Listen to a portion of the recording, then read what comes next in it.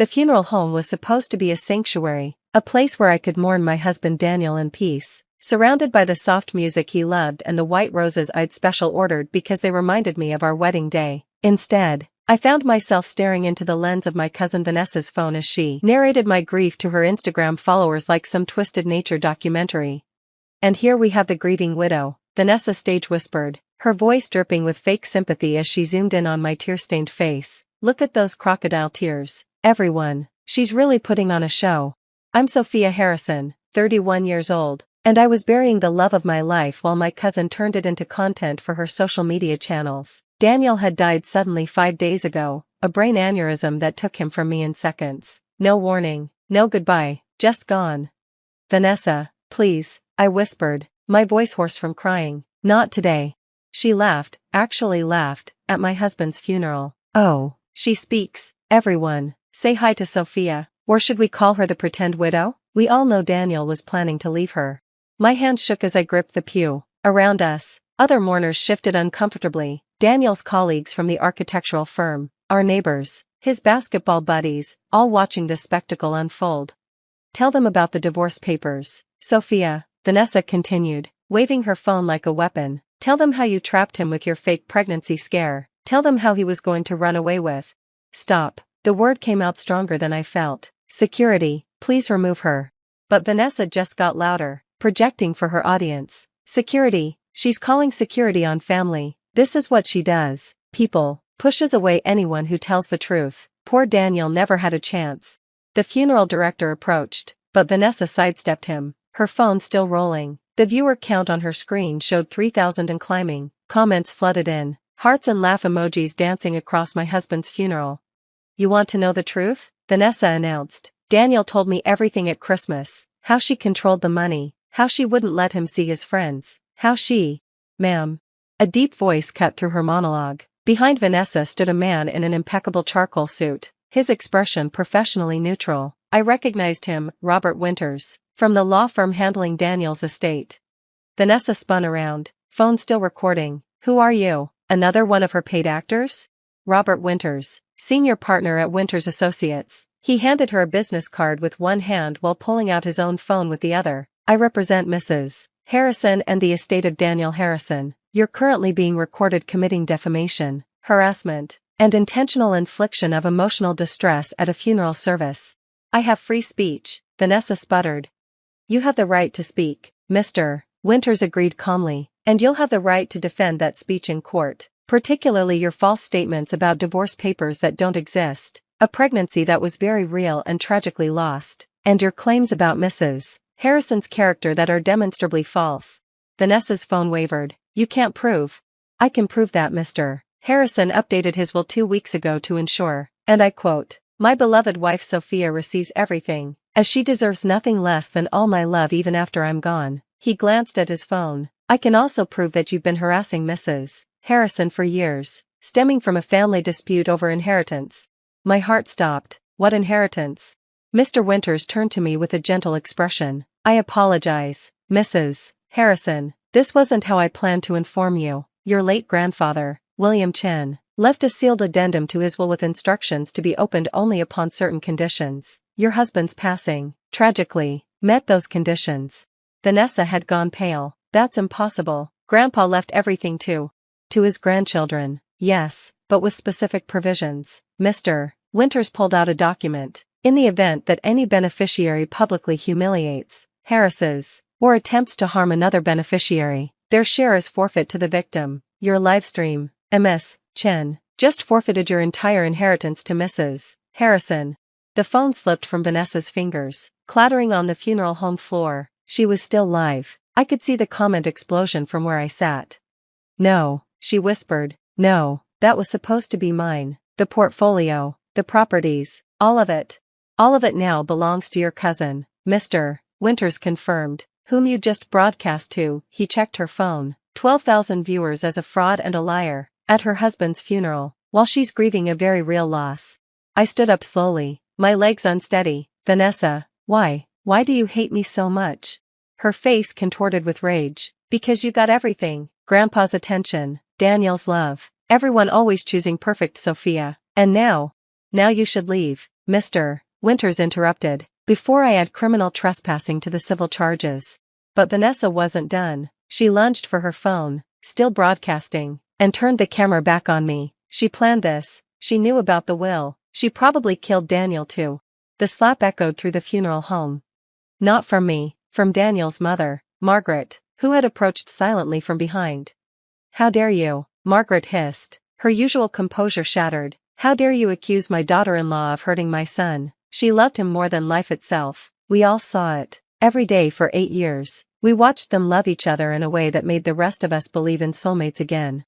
She turned to the phone, still streaming. You want the truth about Sophia? She held my son's hand through 3 months of physical therapy after his car accident. She sold her own car to help pay for his MBA. She lost their baby last year and blamed herself, even though the doctors said there was nothing she could have done. And when Daniel forgot their anniversary because of a work deadline, she showed up at his office with dinner for his entire team. Margaret's voice broke. She loved him, and he loved her, and if you can't see that, then you're not just cruel, you're blind.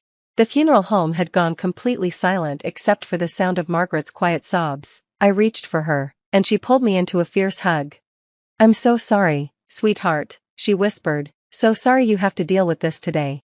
When I looked back, Vanessa was being escorted out by security, her phone finally dark, but the damage was done. The livestream had been seen by thousands, clips were already being shared, and my private grief had become public entertainment.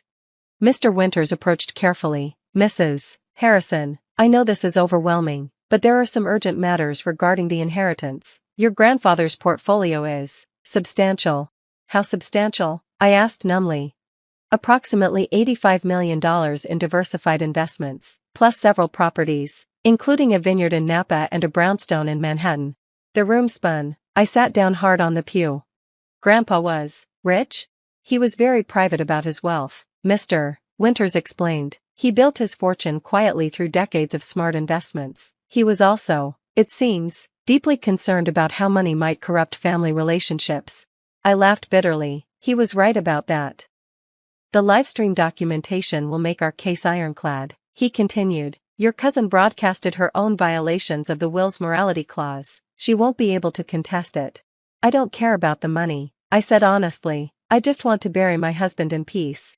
But peace was not to be. By the time we reached the cemetery, clips of Vanessa's livestream had gone viral. #funeral drama was trending. My phone buzzed incessantly with calls from reporters, distant relatives, and strangers who'd found my social media accounts. As they lowered Daniel's casket into the ground, I turned off my phone and let myself really cry, not pretty tears for cameras, but the ugly, body-shaking sobs of real loss. Margaret and Daniel's father, Richard, stood on either side of me like guardians, while our real friends formed a protective circle around us. Daniel Jonathan Harrison was a light in this world, the pastor said. He loved deeply, laughed freely, and left us far too soon, but his greatest accomplishment, he often said, was convincing Sophia Chen to marry him. A laugh bubbled up through my tears. Daniel had said that, frequently, usually followed by waggling his eyebrows and asking if I wanted to make out like teenagers. After the burial, as people began to drift away, Mr. Winters approached again. I'm sorry to intrude, but there's something else, a letter from your grandfather, to be given to you specifically under these circumstances. I took the envelope with shaking hands. Inside, my grandfather's careful script. My dearest Sophia. If you're reading this, then I'm gone, and something has happened to trigger the inheritance clause. I suspect I know who and how. Family jealousy is a poison I've watched spread through our tree for too long. You were always different, quiet where others were loud, kind where others were cruel. You visited me not for what I might leave you, but because you actually wanted to hear my stories. You brought that nice young man, Daniel, to play chess with me. You never once asked about money. The others did, constantly, calculating their inheritance while I was still breathing. Vanessa was the worst, sweet to my face but vicious about you behind closed doors. She couldn't understand why I enjoyed your company more than hers. The answer was simple. You saw me as a grandfather, not a bank account. I've left you everything not as favoritism, but as justice. Use it well, live freely, and don't let the vultures make you feel guilty for receiving what you never asked for. All my love. Grandpa William. P.S. That Daniel of yours is a good egg, terrible at chess, but good for you. Take care of each other. I was crying again, but differently now. Grandpa had seen everything, had protected me even from beyond the grave. "There's one more thing, Mr. Winters said gently. "Your husband left something with me last week. He said if anything ever happened to him, I should give this to you." It was a small jewelry box. Inside, a delicate gold necklace with a compass pendant. The inscription on the back read, "So you can always find your way back to happy, D." "He came to update his will after your grandfather passed," Mr. Winters explained. "Said he wanted to make sure you were protected. He also said," the lawyer paused, clearly emotional himself. "He said you'd been sad since losing the baby, and he was planning a surprise renewal of your vows in Hawaii. He thought it might help you both heal." I clutched the necklace, Daniel's last gift, and looked around the cemetery. Vanessa was gone, but her ghost lingered in the form of viral videos and trending hashtags. My private pain had become public property. But I wasn't alone. Margaret and Richard stood nearby, talking quietly with Daniel's siblings. Our friends, real friends, not social media followers, waited patiently to drive me home. And somewhere, my grandfather and husband were maybe playing that eternal chess game Grandpa had always threatened to win in the afterlife. The money would come with complications. I already knew that. More relatives would crawl out of the woodwork. More Vanessas would appear with their hands out and their phones ready. But I also knew what Daniel would say. "Soph, we can't control what others do. We can only control how we respond." So I responded by living. I used part of the inheritance to establish the Daniel Harrison Memorial Fund at the Children's Hospital where I worked as a pediatric nurse. Another portion went to brain aneurysm research. The brownstone became transitional housing for families with children in long-term medical care. The vineyard I kept. Daniel had always dreamed of learning winemaking. Vanessa tried to sue, of course, multiple times. Each lawsuit failed more spectacularly than the last. Her livestream had documented her own cruelty so thoroughly that judges dismissed her cases with prejudice. The last I heard, she was selling essential oils to her dwindling follower count, still bitter about the unfairness of consequences. But the real poetic justice came a year later. I was at the vineyard, learning about soil acidity from the vintner, when my phone buzzed. A video link from Margaret with the message, "You need to see this, sweetheart." It was a news segment about social media influencers facing lawsuits for defamation, and there was Vanessa, being interviewed about her cancellation. "I was just telling my truth," she whined to the reporter, "but apparently, you can't even livestream family events anymore without someone getting offended." The reporter raised an eyebrow. "The family event was a funeral, where you accused a widow of murder while she was burying her husband." "Alleged widow," Vanessa corrected. "I mean, we never saw a body." The reporter's jaw dropped. It was an open casket funeral, the livestream showed. "Editing," Vanessa insisted. "Deep fakes, crisis actors." The whole thing was staged so she could steal my inheritance. The segment cut to legal expert commentary. "This is what happens when social media narcissism meets real-world consequences." Ms. Chen livestreamed herself committing multiple crimes, created permanent evidence of her defamation, and now wants sympathy for facing the results. It's a cautionary tale for the Instagram age. I turned off the video and looked out at the vineyard, rows and rows of vines that would someday produce wine Daniel would never taste. But there was peace here, finally. The vines didn't care about viral videos or trending hashtags. They just grew, season after season, turning sunshine and soil into something beautiful. My phone rang. "Mr. Winters. Sophia, I wanted to let you know that Vanessa's latest appeal has been denied. Also, the foundation has received a rather substantial anonymous donation with a note saying, 'For Daniel,' from someone who wishes they'd been kinder. The handwriting looks familiar." I smiled. "Let me guess, one of the relatives who piled on during the livestream? It seems your cousin's public cruelty had an unexpected effect. It made others examine their own behavior. Sometimes shame can be instructive." After we hung up, I walked through the vineyard to the small memorial I'd created for Daniel, a bench under an oak tree where we'd shared a picnic on our last visit here together. I wore the compass necklace every day, and true to his promise, it helped me find my way back to happy. Not the same happy, that was gone forever, but a new kind, quieter and deeper. "You'd laugh at all this," I told the tree, the sky, the Daniel-shaped hole in the universe. "Your nutjob cousin-in-law going viral for being terrible. Me, suddenly rich and trying to figure out how to help people with money I never expected. Your mom taking up kickboxing because," and I quote, "I need to be ready if anyone else disrespects my daughter-in-law." The wind rustled through the oak leaves, and for just a moment, I could almost hear his laugh. Vanessa had been wrong about everything, but most wrong about this. Daniel had loved me, Completely, messily, beautifully, no amount of live-streamed lies could change that truth. And Grandpa had been right, the best revenge against people who see you as less than human is to live so fully, so generously, so authentically that their bitterness becomes its own prison while your kindness sets you free. The compass around my neck caught the light as I headed back to the house. North pointed toward the future, uncertain but no longer unnavigable. Daniel had made sure of that. Even in leaving, he'd shown me the way forward. Back at the house, I found a package on the doorstep. No return address, but I recognized Vanessa's handwriting. Inside, a letter. Sophia. I know you'll probably throw this away, but I need to say this. I'm sorry, not for your money or because my life is ruined, but genuinely sorry. I let jealousy poison me until I became someone who could livestream a funeral for clicks. That's not who I wanted to be. I'm in therapy now. Real therapy, not Instagram therapy. My therapist made me watch the livestream as part of treatment. I couldn't get through it. Seeing myself through clear eyes. I'm disgusted. I know I can't undo what I did, but I wanted you to know that I'm trying to become better. Someone who wouldn't do that. Someone Grandpa wouldn't be ashamed of. I'm sorry about Daniel. He was a good man who loved you completely. Anyone could see it. Everyone could see it. Everyone but me. V.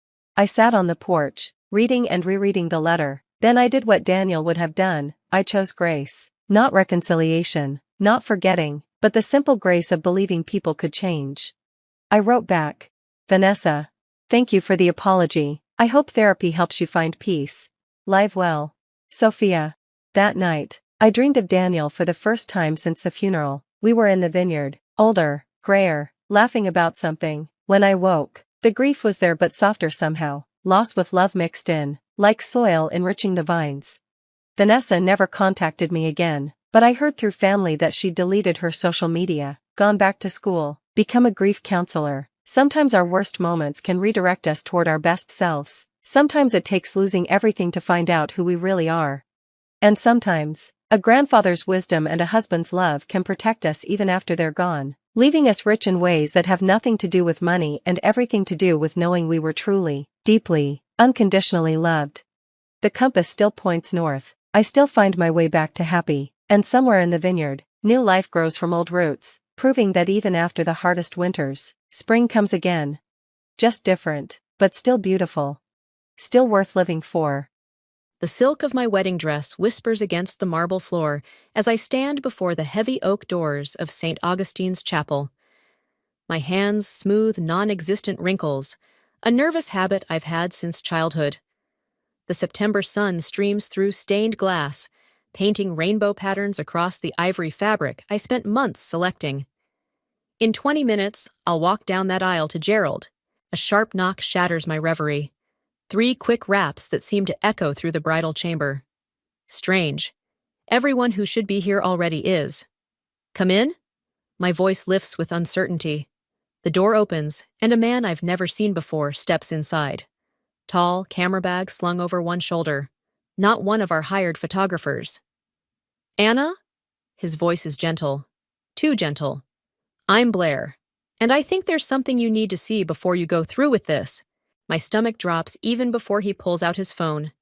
Some part of me already knows, even as I shake my head. I don't. Please. He holds out the device. I'm a wedding photographer. I was shooting at the Grove yesterday. Your fiancé was there, with your sister. The video plays. Gerald and Taya at that fancy restaurant where he proposed to me. Except this time, he's sliding a ring onto her finger. My sister's finger. Their lips meet across the table, and my world implodes. That's not... But it is. The timestamp shows yesterday. His gray suit, the same one hanging in our closet. Taya's signature red lipstick smeared across his mouth. There's more. Blair's voice seems to come from very far away. They've been meeting for months. I have dates, times, locations. I'm so sorry. My knees give out, and I sink onto a nearby chair. White silk pooling around me like spilled milk. Why are you showing me this? Because 6 months ago, I shot a wedding where I knew the groom was cheating. I said nothing. The bride found out 2 weeks later. I swore I'd never stay silent again. The door bursts open, and there's Taya, radiant in her maid of honor dress. Her smile freezes when she sees Blair. Anna? Who's this? I stand slowly, my dress suddenly feeling like it weighs 1,000 pounds. Tell me it's not true. She blinks. Confusion painted perfectly across features so similar to my own. What's not true? Don't. My voice cracks. I've seen the video, you and Gerald, yesterday. Color drains from her face. I can explain. Explain what? How long you've been fucking my fiancé? How you let me ask you to be my maid of honor? How you helped me pick out this dress while knowing— My voice rises until I'm nearly screaming. It just happened! She takes a step forward, hands raised. We never meant— Oh, get out! When she doesn't move, I grab the nearest object, a crystal vase of roses, and hurl it against the wall. Water and flowers explode across the floor. Get out! She runs. The door slams behind her, and I'm left standing in a puddle of water and scattered petals, my wedding dress soaked at the hem. Blair hasn't moved. I need to see him. The words taste like ash in my mouth. Anna, maybe you should— Take me to him, now. The walk to the groom's chamber passes in a blur. I don't care about the guests arriving, about the whispers that follow us. I throw open the door without knocking. Gerald spins around, bow tie half done. Anna, you can't be in here. It's bad Lou. His voice dies as he sees my face, sees Blair behind me. Tell me you love her. The words scrape my throat raw. Tell me to my face that everything we built means nothing. I never meant to hurt you. His practiced lawyer's voice, so smooth and reasonable, like he's explaining a contract breach to a client. These things just happen sometimes. People grow apart. Things just happen? I laugh, and it sounds like breaking glass. Like you just happened to seduce my sister? Like you just happened to propose to her yesterday? He blanches. How did you— Your ring is still on her finger. I step closer, close enough to smell his cologne, the one I bought him for Christmas. Did you think I wouldn't find out? That you could marry me today and keep her as what? Your dirty little secret? Anna, please! Don't say my name. I reach up and rip my veil off, throwing it at his feet. Don't ever say my name again. I turn and walk out, my ruined dress dragging behind me like a funeral shroud. Blair follows silently as I head for the church's side exit. Behind us, I can hear Gerald calling my name, hear the growing commotion as guests realize something's wrong. I don't look back, not even when I hear Taya's voice joining the chaos, not even when my mother calls out in confusion. I just keep walking, each step taking me further from the life I thought I had. And with every step, something inside me hardens. They want chaos? I'll give them chaos. They have no idea what I'm capable of. 3 days. 3 days of ignored calls, unanswered texts, and a silence so complete it feels like drowning. I haven't left my apartment since I kicked off those designer heels and collapsed onto my bathroom floor, still wearing that ruined dress. The dress is stuffed in a garbage bag now, shoved into the darkest corner of my closet. Like if I hide it well enough, I can pretend none of this happened. My phone buzzes again. Mom. The 20th time today. I let it ring until her name fades from the screen, then pour another glass of wine. The bottle's almost empty. I should probably care about that. A knock at the door makes me jump, sloshing Cabernet onto my sweatshirt. For a moment, I consider ignoring it, like everything else.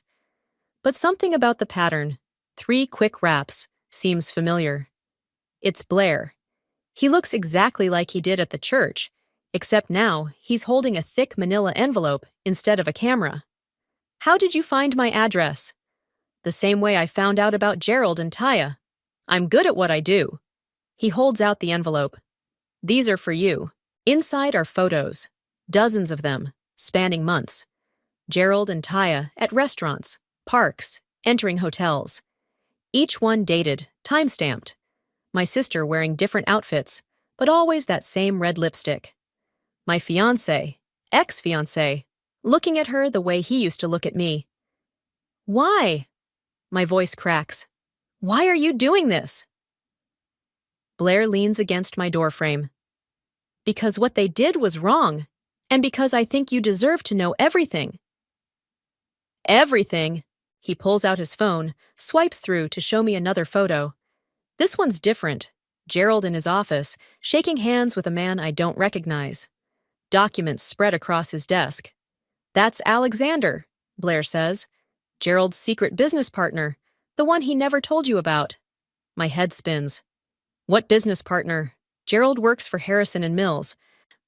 On paper, sure, but he's been running a side operation with Alexander for months. Something about real estate development deals. Blair's eyes meet mine. Using insider information from your architectural firm. The wine glass slips from my fingers, shattering on the hardwood. Red spreads like blood across the floor. That's impossible. I never gave him... But even as I say it, memories surface. Gerald asking casual questions about my projects, looking through my work laptop when I was in the shower. All those times he encouraged me to bring work home. Son of a bitch! I sink onto my couch, mind racing. He used me. This whole time he was using me. There's more. Blair steps carefully around the broken glass. Your sister? She works in commercial banking. Perfect position to help arrange financing for their deals. Laughter bubbles up in my throat, harsh and bitter. So what?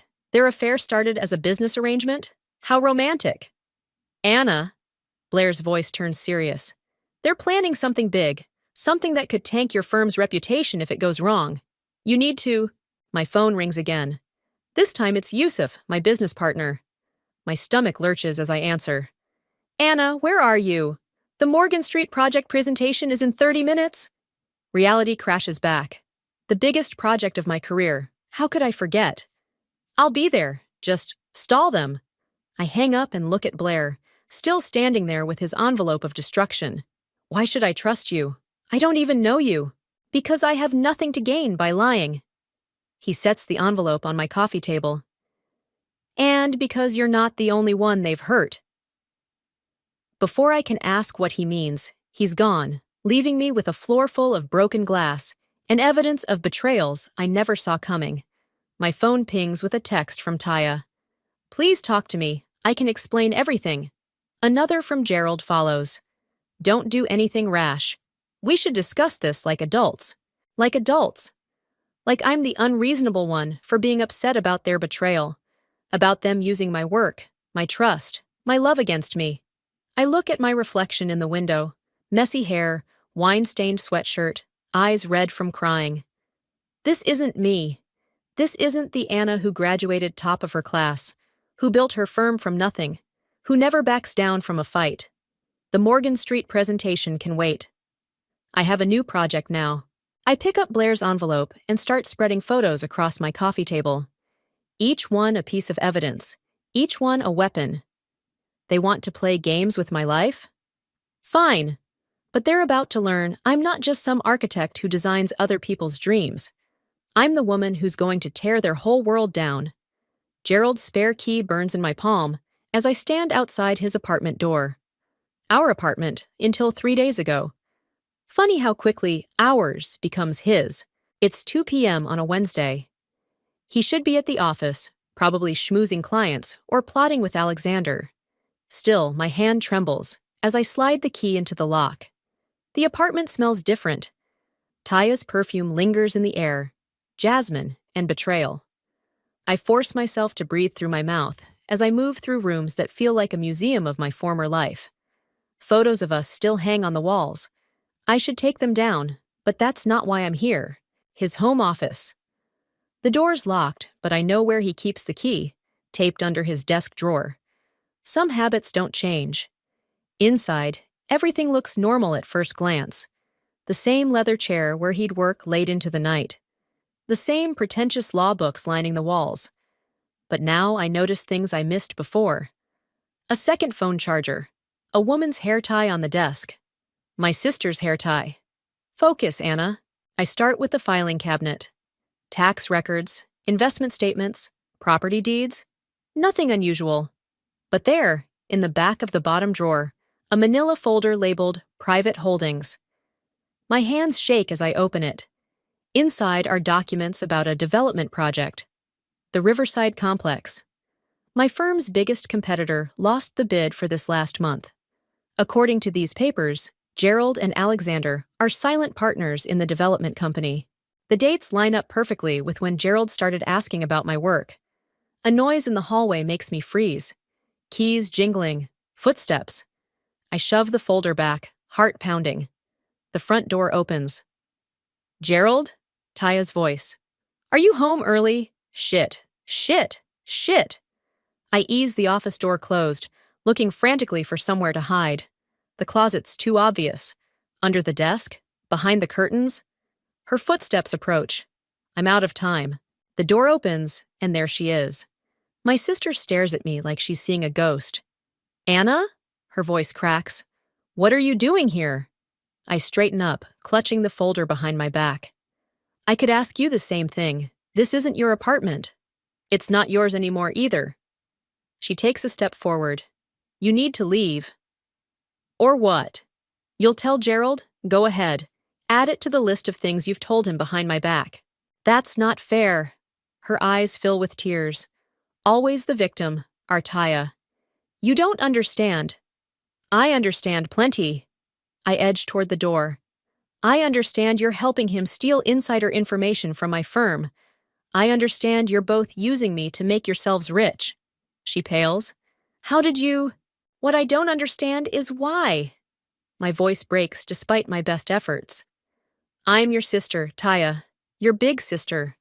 I changed your diapers, helped you with homework, held you when Dad left. How could you do this to me? Because it's always about you, she explodes. Perfect Anna with her perfect career and perfect fiancé. Mom's favorite, Dad's golden child. Do you know what it's like living in your shadow? So this is revenge? Sleeping with my fiancé? Helping him steal from me? No, I love him. He loves me. This isn't about you. I laugh, harsh and hollow. Keep telling yourself that. But remember this moment, Taya. Remember you had a chance to come clean, to choose your sister over a man who betrays everyone he claims to love. Anna, wait! But I'm already pushing past her, the folder tucked under my shirt. I make it to my car before the tears start. My phone buzzes. A text from Blair. Meet me at Cafe Luna. Found something about Alexander you need to see. I wipe my eyes, start the engine. The folder feels heavy against my ribs, full of evidence and ammunition. But Taya's words echo in my head.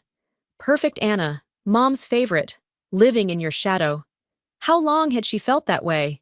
How many times had I missed the signs, too caught up in my own life to see her pain? No, I can't let guilt distract me.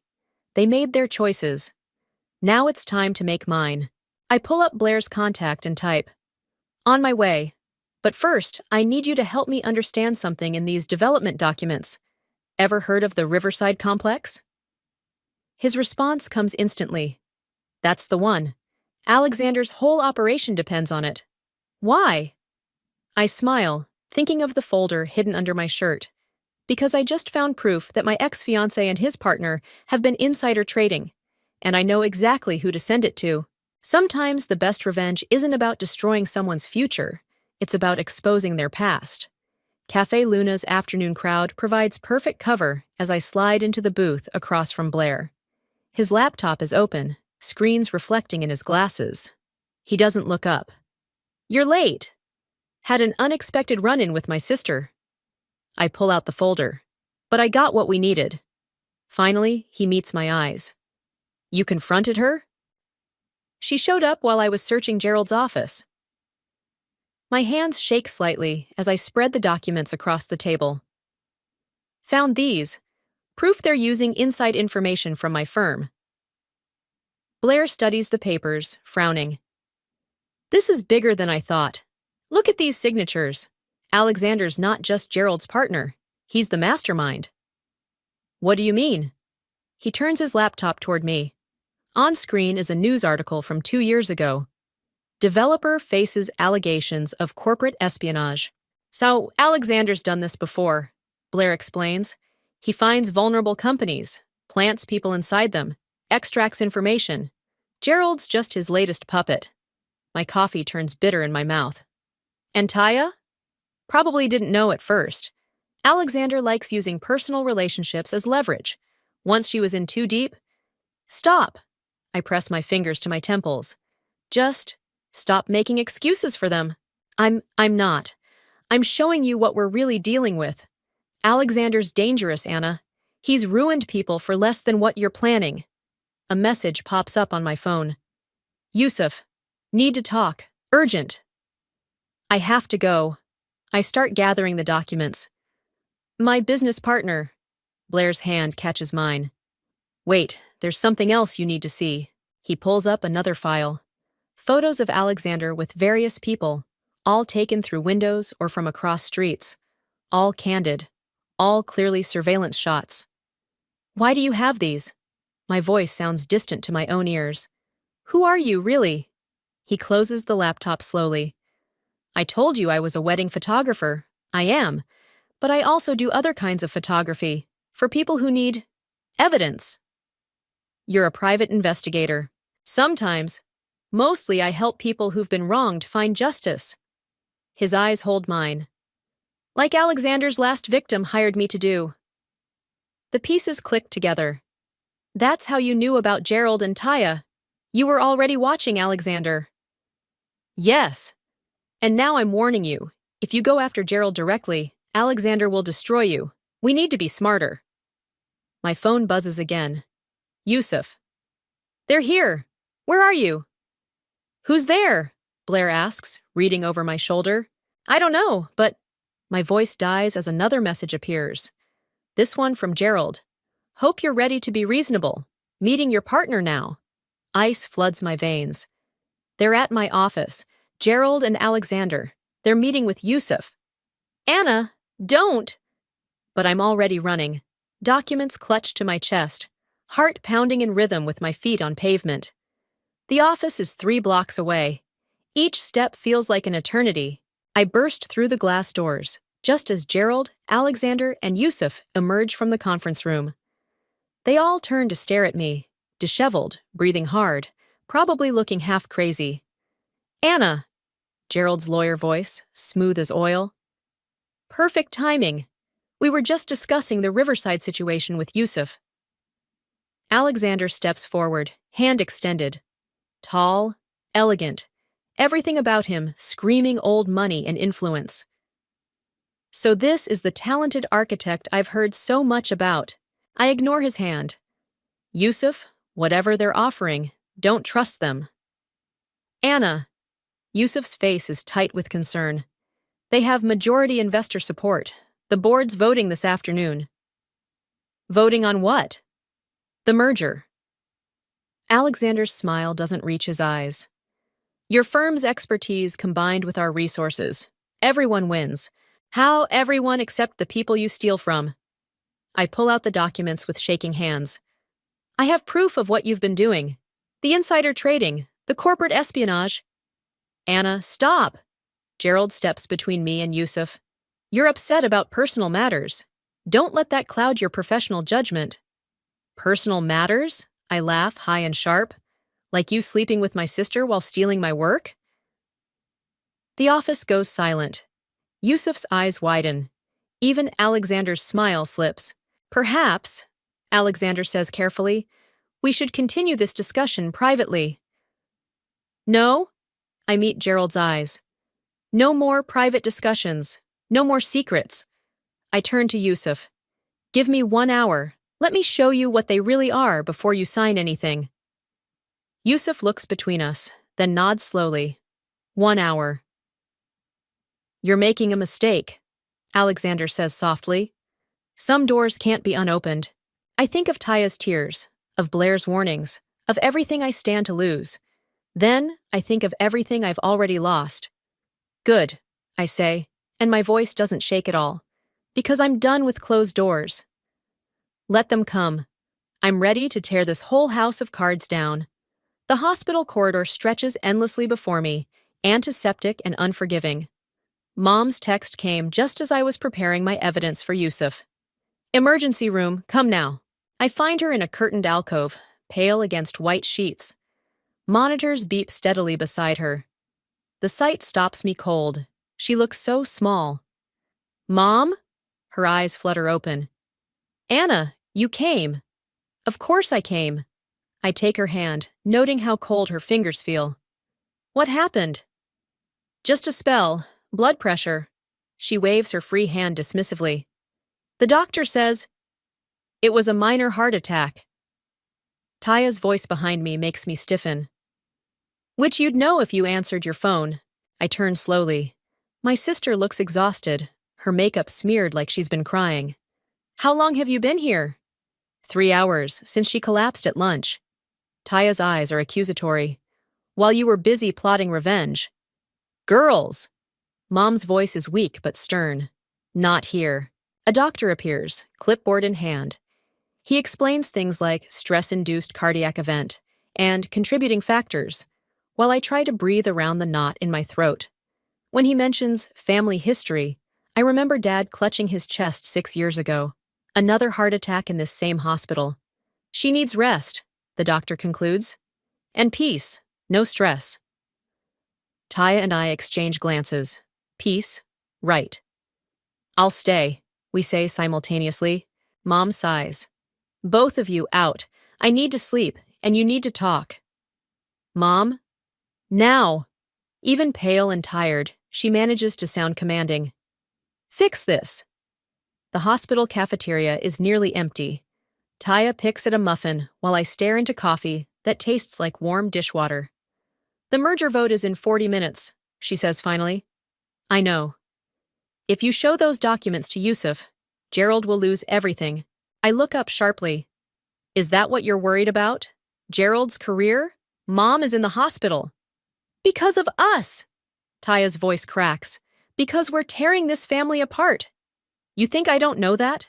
You think I don't hate myself every time I look at her? Then why did you do it? Because... She crumbles the muffin between her fingers. Because for once in my life, someone chose me first. Not Anna's little sister, just me. My phone buzzes. Blair. Alexander's calling emergency board meeting. Moving vote up. Where are you? I have to go. I stand, but Taya grabs my wrist. Wait, there's something you don't know about Alexander. Her eyes dart around the cafeteria. Something bad. He has plans for the firm after the merger. People will lose jobs. Your projects will be stripped for patents and shelved. How do you know this? Because I saw the real merger documents, the ones they're not showing Yusuf. She pulls out her phone, hands shaking. I took pictures. I was going to show you, but then, Mom. I stare at the screenshots. Detailed plans to dismantle my firm, steal our intellectual property, lay off most of the staff, all hidden in careful legal language. Why are you showing me this? Because you're my sister. Tears spill down her cheeks. And because Mom's right, this has to stop. But Alexander, he's dangerous, Anna. If Gerald doesn't deliver this merger, I'm afraid of what he'll do. My phone buzzes again. Yusuf. Board assembling now. Last chance. I look at my sister. Really look at her. Past the betrayal and hurt to the scared little girl who used to crawl into my bed during thunderstorms. Then I think of Mom in that hospital bed, of Blair's warnings, of Alexander's cold smile. Come with me. What? To the board meeting. Bring those documents. Help me stop this the right way. Anna, I can't. Gerald, isn't worth dying for. I take her hand. Help me save the firm, save those jobs. Help me fix this before it destroys everything, including Mom. She stares at our joined hands. For a moment, I see every shared secret, every childhood promise, every bond we've broken and might yet repair. Okay. She squeezes my fingers. But we do this smart. Alexander has contingency plans. Good thing I have a few of my own. I pull out my phone to text Blair. How do you feel about a little impromptu photography session? For the first time in days, Taya's smile reaches her eyes. Just like when we were kids, causing trouble together instead of apart? Something like that. I stand, pulling her up with me. But this time, we're stopping trouble instead of starting it. My phone lights up one last time. Alexander. Final warning. Stand down or face consequences. I show Taya the message. She straightens her shoulders, suddenly looking very much like our mother. Let's show him what happens when he threatens our family. Together, we head for the exit, toward whatever consequences await. But this time, we face them as sisters. The elevator ride to the boardroom feels like ascending to an execution. Taya's hand trembles in mine as we watch the numbers climb. 15 floors to either salvation or destruction. You don't have to do this, I tell her. Yes, I do. Her grip tightens. But Anna, there's something else you should know about Alexander. Something I only found out yesterday. The doors open to chaos. Board members cluster in the hallway, voices raised. Gerald stands at the conference room entrance, face flushed as he argues with Yusuf. Everyone falls silent when they see us. What is this? Alexander emerges from the crowd, elegant as ever in his tailored suit. The meeting is closed to non-board members. Good thing I brought evidence then.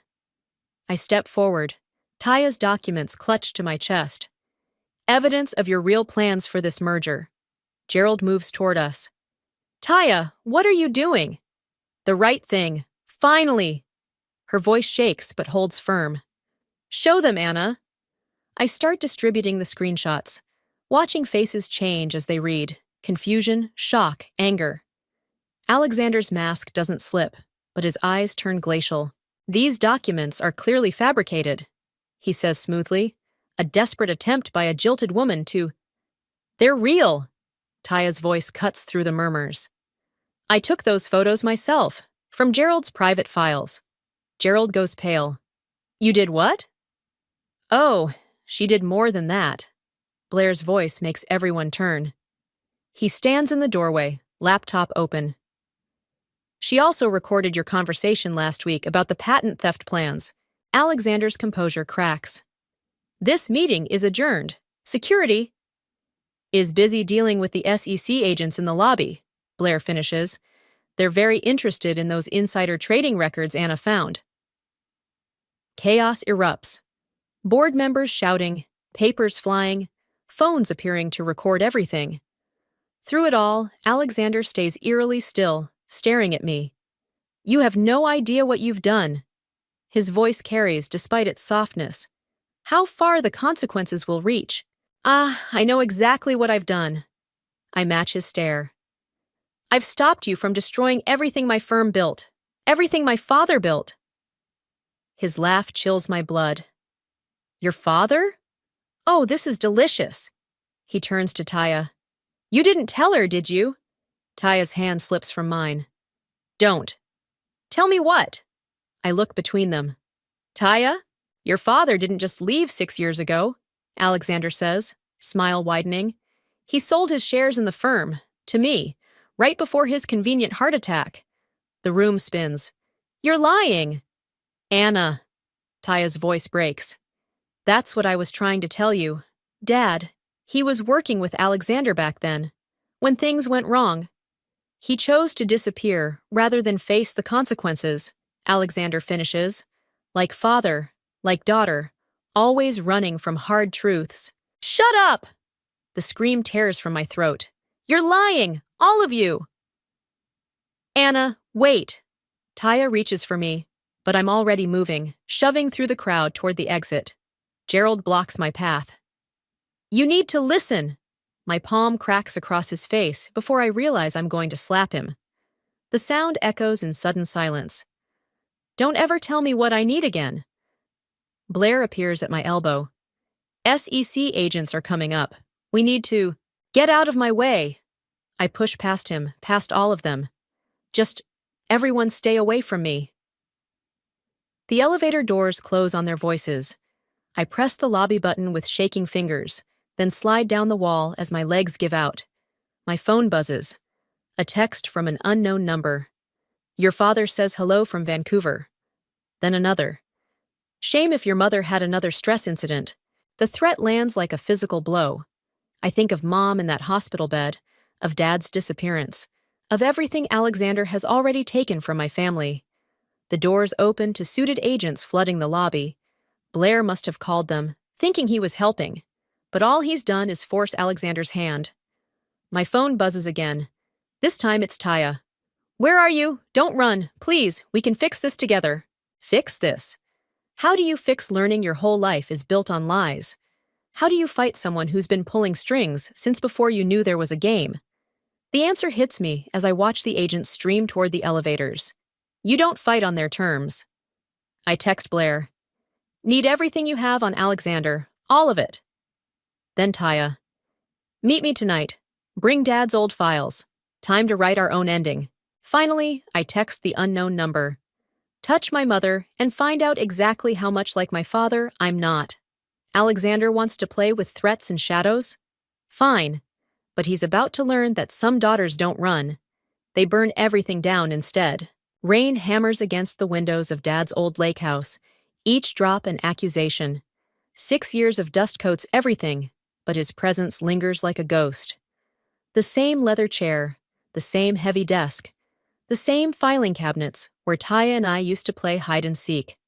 Now we're hunting different secrets. Found something. Taya's voice is muffled as she pulls a thick folder from the bottom drawer. Dad's original partnership agreement with Alexander. Lightning flashes as I take the folder. The documents inside tell a story of gradual corruption. Alexander slowly taking control through a web of shell companies and leveraged deals. He trapped Dad the same way he trapped Gerald, Taya says softly. Used people's weaknesses against them. What was Dad's weakness? Us. She pulls out a photo, Dad with Alexander, both younger. A newspaper clipping about college funds and investment opportunities. He wanted to secure our futures. Alexander promised. A floorboard creaks behind us. He promised a lot of things. Gerald's voice makes us both spin around. He stands in the doorway, rain-soaked and haggard. To a lot of people. Taya steps forward. How did you? Follow you? Same way I always knew where to find you. He pulls out his phone. That tracking app you let me install works both ways. My hand inches toward my bag where Blair's gun rests, a precaution he insisted on. Where's Alexander? Right here. Alexander steps out of the shadows, immaculate despite the storm. Family reunion? How touching. This ends tonight. I grab the documents. We're taking these to the SEC. No, you're not.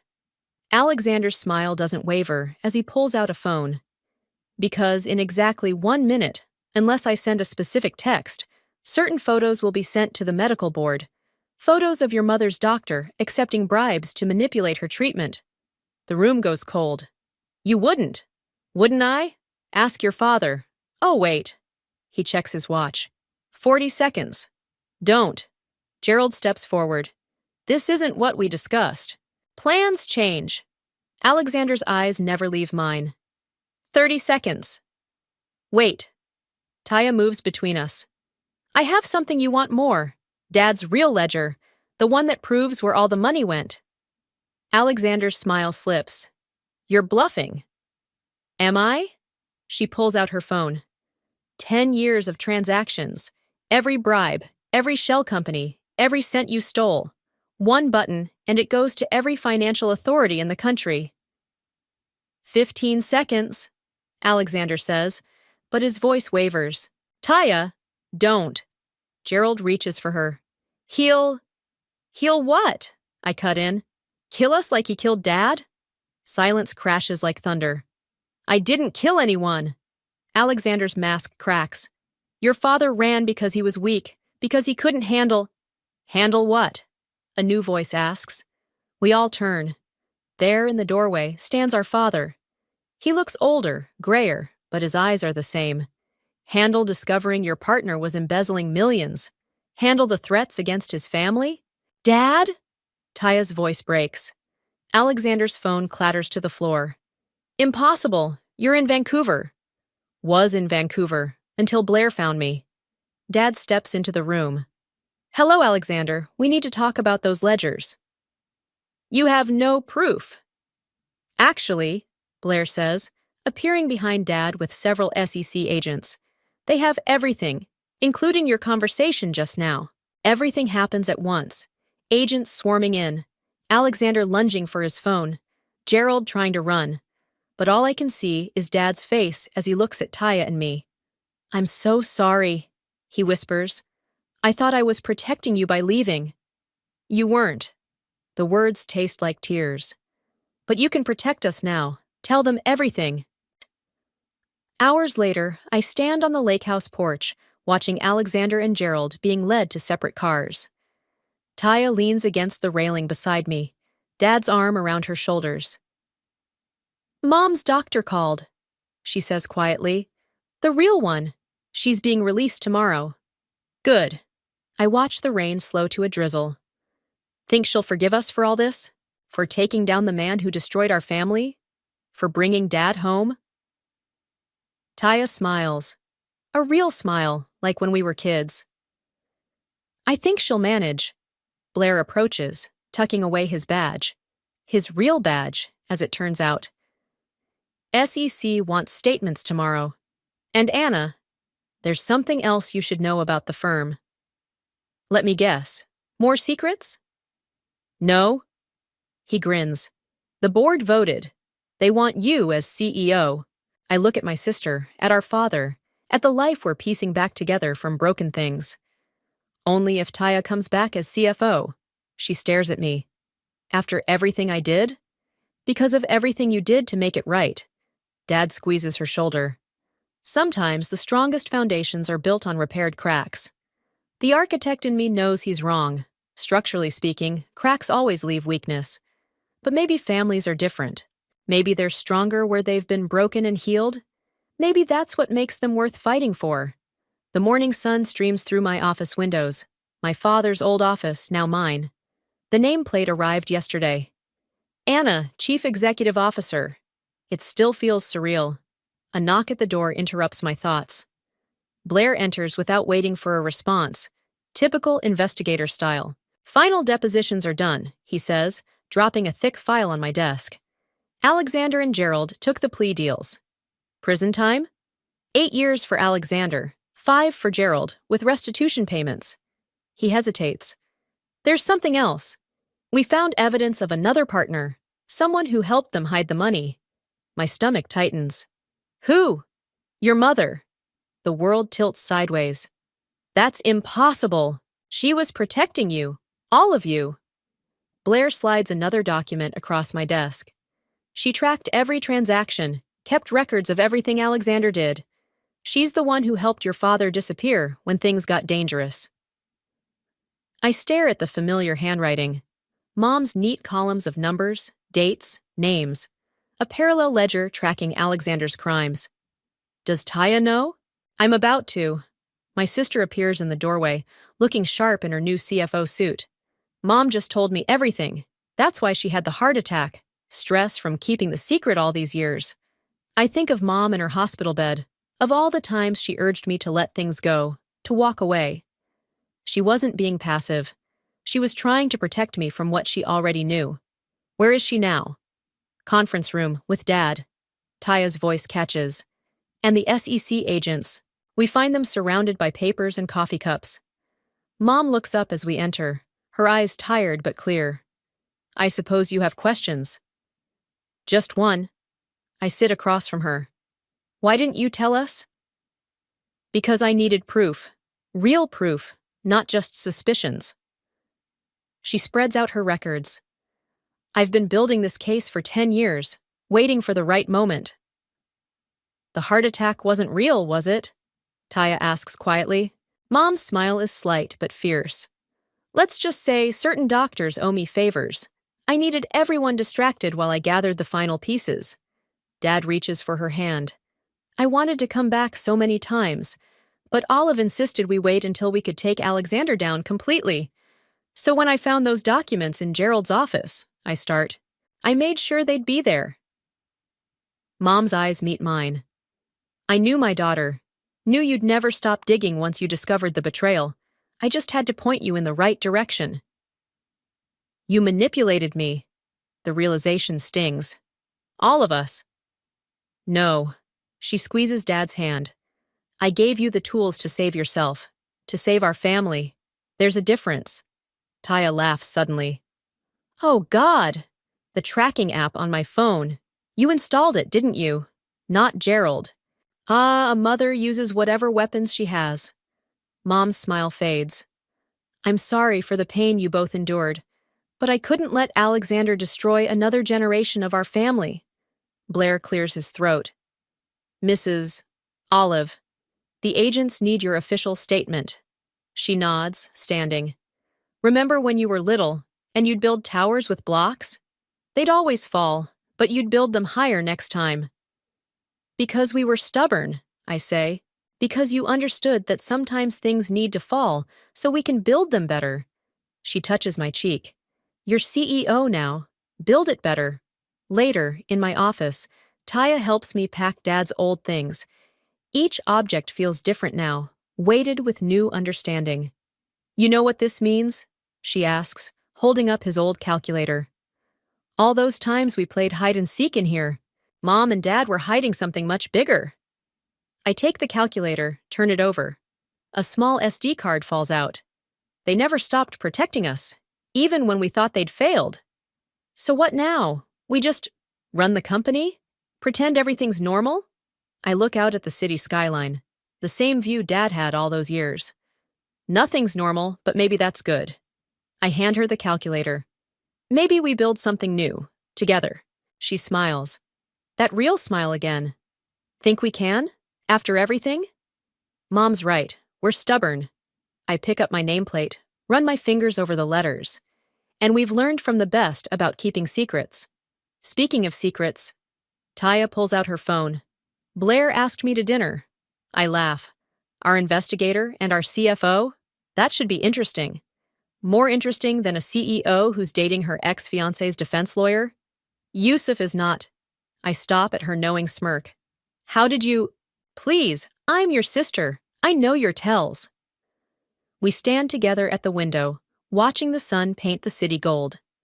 Below us, Mom and Dad leave the building hand in hand, heads bent in conversation, still plotting, still protecting, still loving in their own complicated way. Think they'll ever tell us everything? Taya asks. I smile, thinking of the SD card in my pocket. No. But maybe that's what family is, knowing there are secrets, and loving anyway. Some towers need to fall so we can build them stronger. Some secrets need to stay buried so truth can grow. And some betrayals need to break us so love can make us whole again. The notification from the party planner's cancellation email stabbed through my chest like an icy blade. I stared at my phone, reading and rereading the message until the words blurred together. My 21st birthday celebration, the milestone event I'd been planning for months, was being unceremoniously axed 2 weeks before the big day. I'm Scarlett, and this is the moment I realized I would always be second best in my family's eyes. Mom! I stormed downstairs, finding her arranging flowers in our oversized kitchen. Why did Leslie just email me saying she's cancelling my birthday party? My mother, Edith, barely looked up from her precise placement of white roses. Oh, honey, I meant to talk to you about that. We need the venue for Layla's baby shower instead. Layla's what? My voice cracked. She already had a baby shower 4 months ago. This is different, Mom said, adjusting a stem with manicured fingers.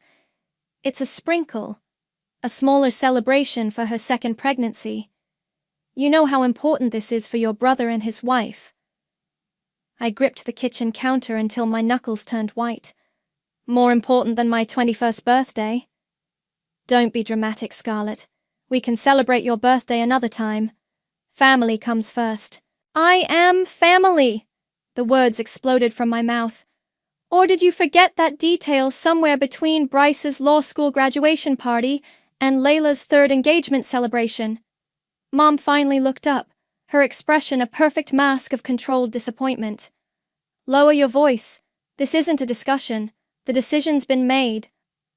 My phone buzzed. Chelsea, my best friend, was calling. I answered while walking away from Mom, who had already returned to her precious flower arrangement. Tell me it's not true, Chelsea said before I could speak. Your mom didn't seriously cancel your birthday party for another Layla Love Fest? I walked out to our back patio, sliding the glass door shut with more force than necessary. Oh, it's true. Apparently my milestone birthday can't compete with a sprinkle for baby number 2. That's messed up, Scar. Like, seriously messed up. You know what's worse?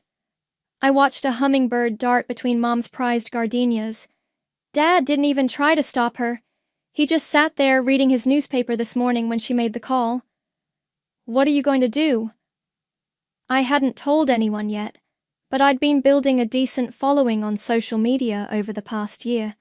Nothing huge, but enough that my posts about fashion and life as a college student were getting noticed. I might have an idea. Uh-oh. I know that tone. What are you thinking? The patio door slid open, and my brother Bryce stepped out, phone pressed to his ear. Yeah, babe. Mom's handling everything. It'll be perfect. He noticed me and gave a small wave before continuing his conversation with Layla. Chelsea, I said, turning away from my brother. Remember how you always say the truth needs to be heard? Yeah? I think it's time people heard my truth. All of it. Scarlett.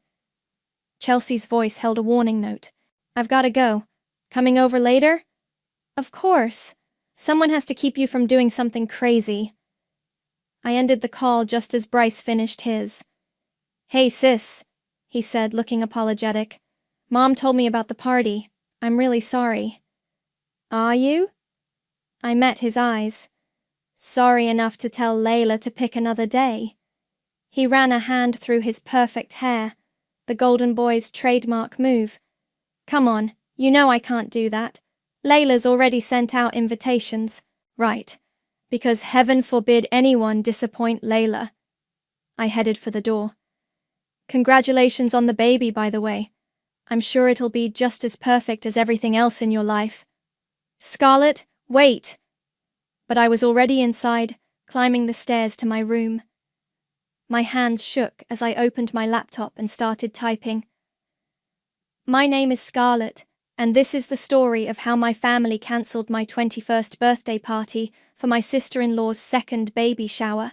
I hit post and watched as the first likes started rolling in. My phone pinged with a text from Cody, a guy from my photography class who'd been showing interest lately. Saw your post. That's rough. Want to grab coffee and talk about it? For a moment, I hesitated. Then I heard Mom's voice floating up from downstairs, probably planning more details for Layla's perfect day. I texted back, Coffee sounds great.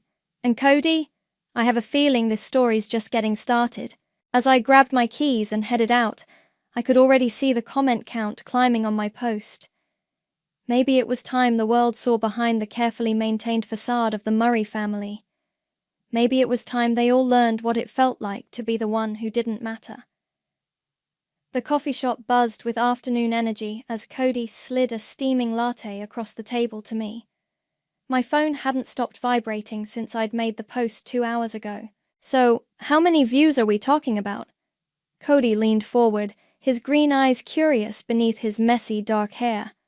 I refreshed the page. 20,000. And climbing.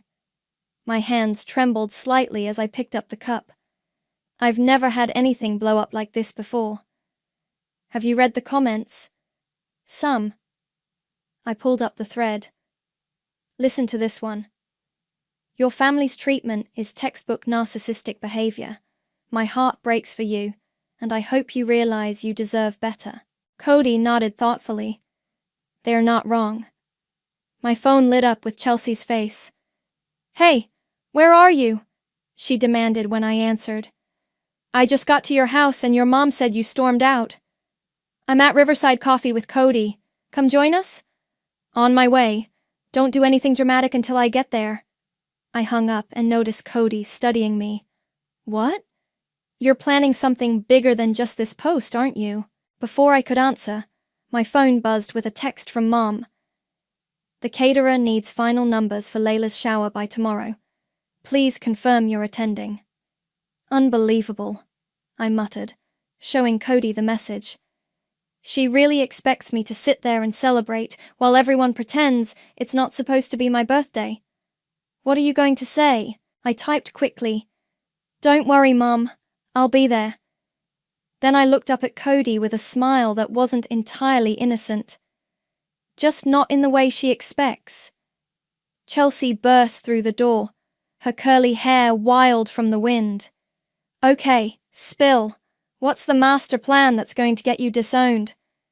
Who says I have a plan? Please. Chelsea dropped into the chair beside me. I've known you since 3rd grade. You've got that same look you had right before you exposed Jessica's cheating ring in high school. I pulled up my social media profile. What if I went live during the shower? Scarlett! Chelsea's voice held that familiar note of concern. Think about it, I continued, warming to the idea. All these people who are supporting me online, they get to see exactly what I've been dealing with for years. No editing, no filters, just raw reality. That's actually brilliant, Cody said, earning a glare from Chelsea. Don't encourage her. No, listen. I leaned forward. Mom's always been obsessed with appearances, right? Everything has to look perfect for her country club friends. But what happens when thousands of people see behind the curtain? My phone buzzed again. This time it was Bryce. Hey sis, saw your post. Can we talk? Now my brother's worried about his precious image. I showed them the message. Funny how they only care when it might affect them. Chelsea sighed. I get it. I do. But are you sure you want to go nuclear? There's no coming back from something like this. They crossed the line first, I said, my voice harder than I intended.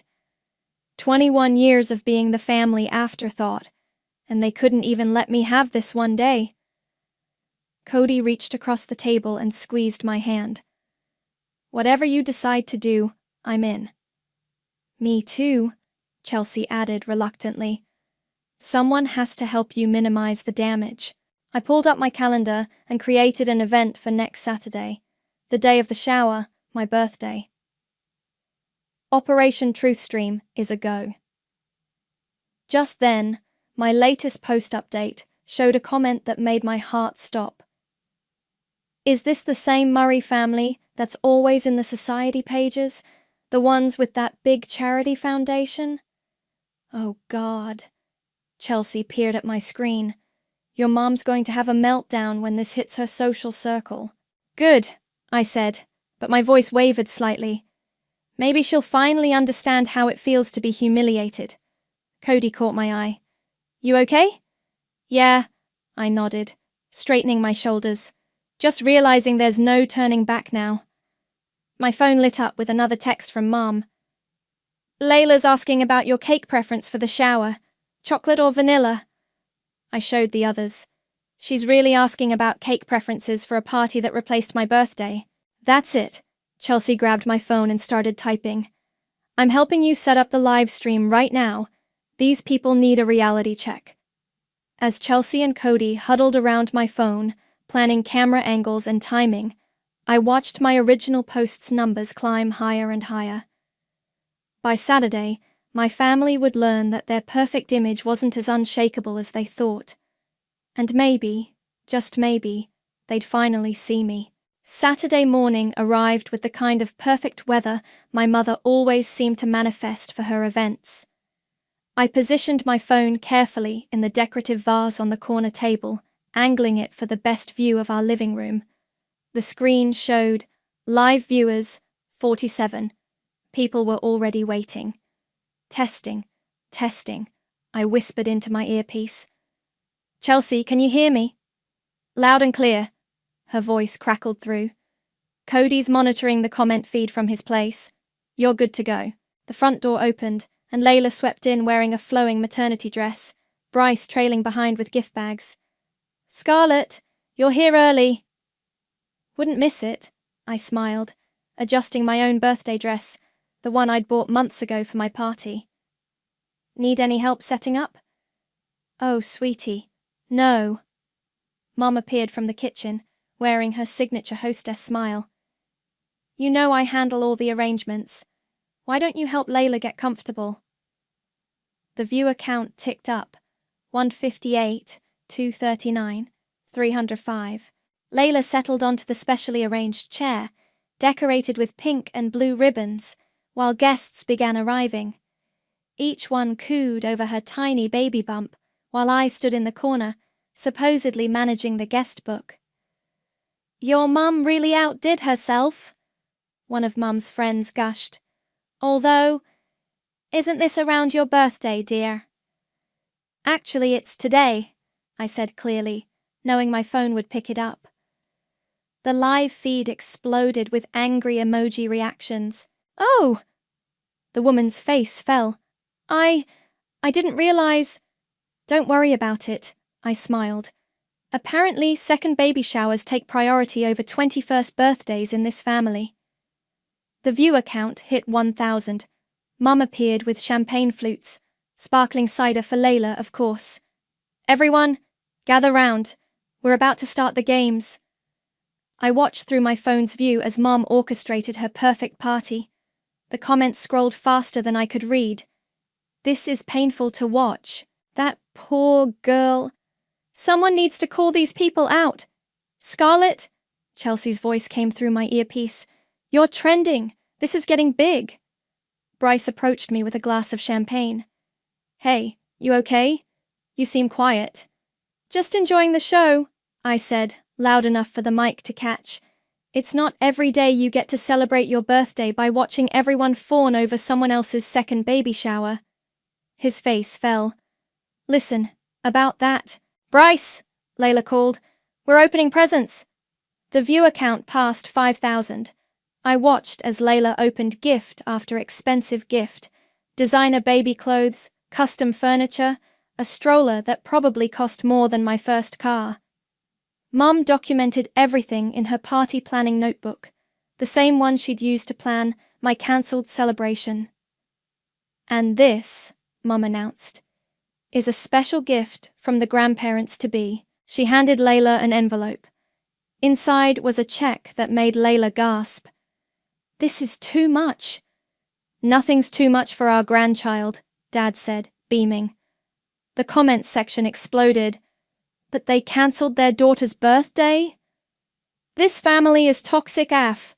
Someone send this to drama channels now." My phone buzzed with a text from Cody. "It's spreading to other platforms. News sites are picking it up." "Now." Mom stood up, practically glowing. "We have a special surprise." The cake. My heart stopped as the caterers wheeled out an elaborate 3-tier masterpiece, exactly like the one I'd chosen for my birthday. "Is that—" I stepped forward. "Is that my cake design?" The room went quiet. "Well," Mom adjusted her blazer. "It seemed a shame to waste such a lovely design, and since we had to cancel your party—" "Had to?" My voice carried clearly through the stream. "You chose to. You chose to take my birthday celebration and turn it into this." "Scarlett," Dad warned, "not now." "Then when?" I pulled out my phone, making sure they could all see the live stream. "When is it my turn to matter in this family?" The viewer count hit 10,000. Mom's face went pale as she saw the phone, the numbers, the flowing comments. "What have you done?" "What you taught me to do," I said, my voice steady. "I'm making sure appearances are maintained. Isn't that what matters most?" Layla stood up, one hand on her belly. "Bryce, what's happening?" "What's happening," I announced to both the room and my growing audience, "is that everyone finally gets to see behind the perfect family facade.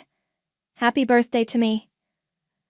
The room erupted into chaos as phones started pinging with notifications. Mom's friends whispered and pointed. Dad tried to damage control. And through it all, my phone kept streaming, the numbers climbing higher and higher as the Murray family's carefully constructed image began to crack. Chelsea's voice came through my earpiece. "Scarlett, you just went viral." The aftermath was immediate and explosive. Mum's perfectly orchestrated baby shower dissolved into a flurry of awkward goodbyes and hurried departures.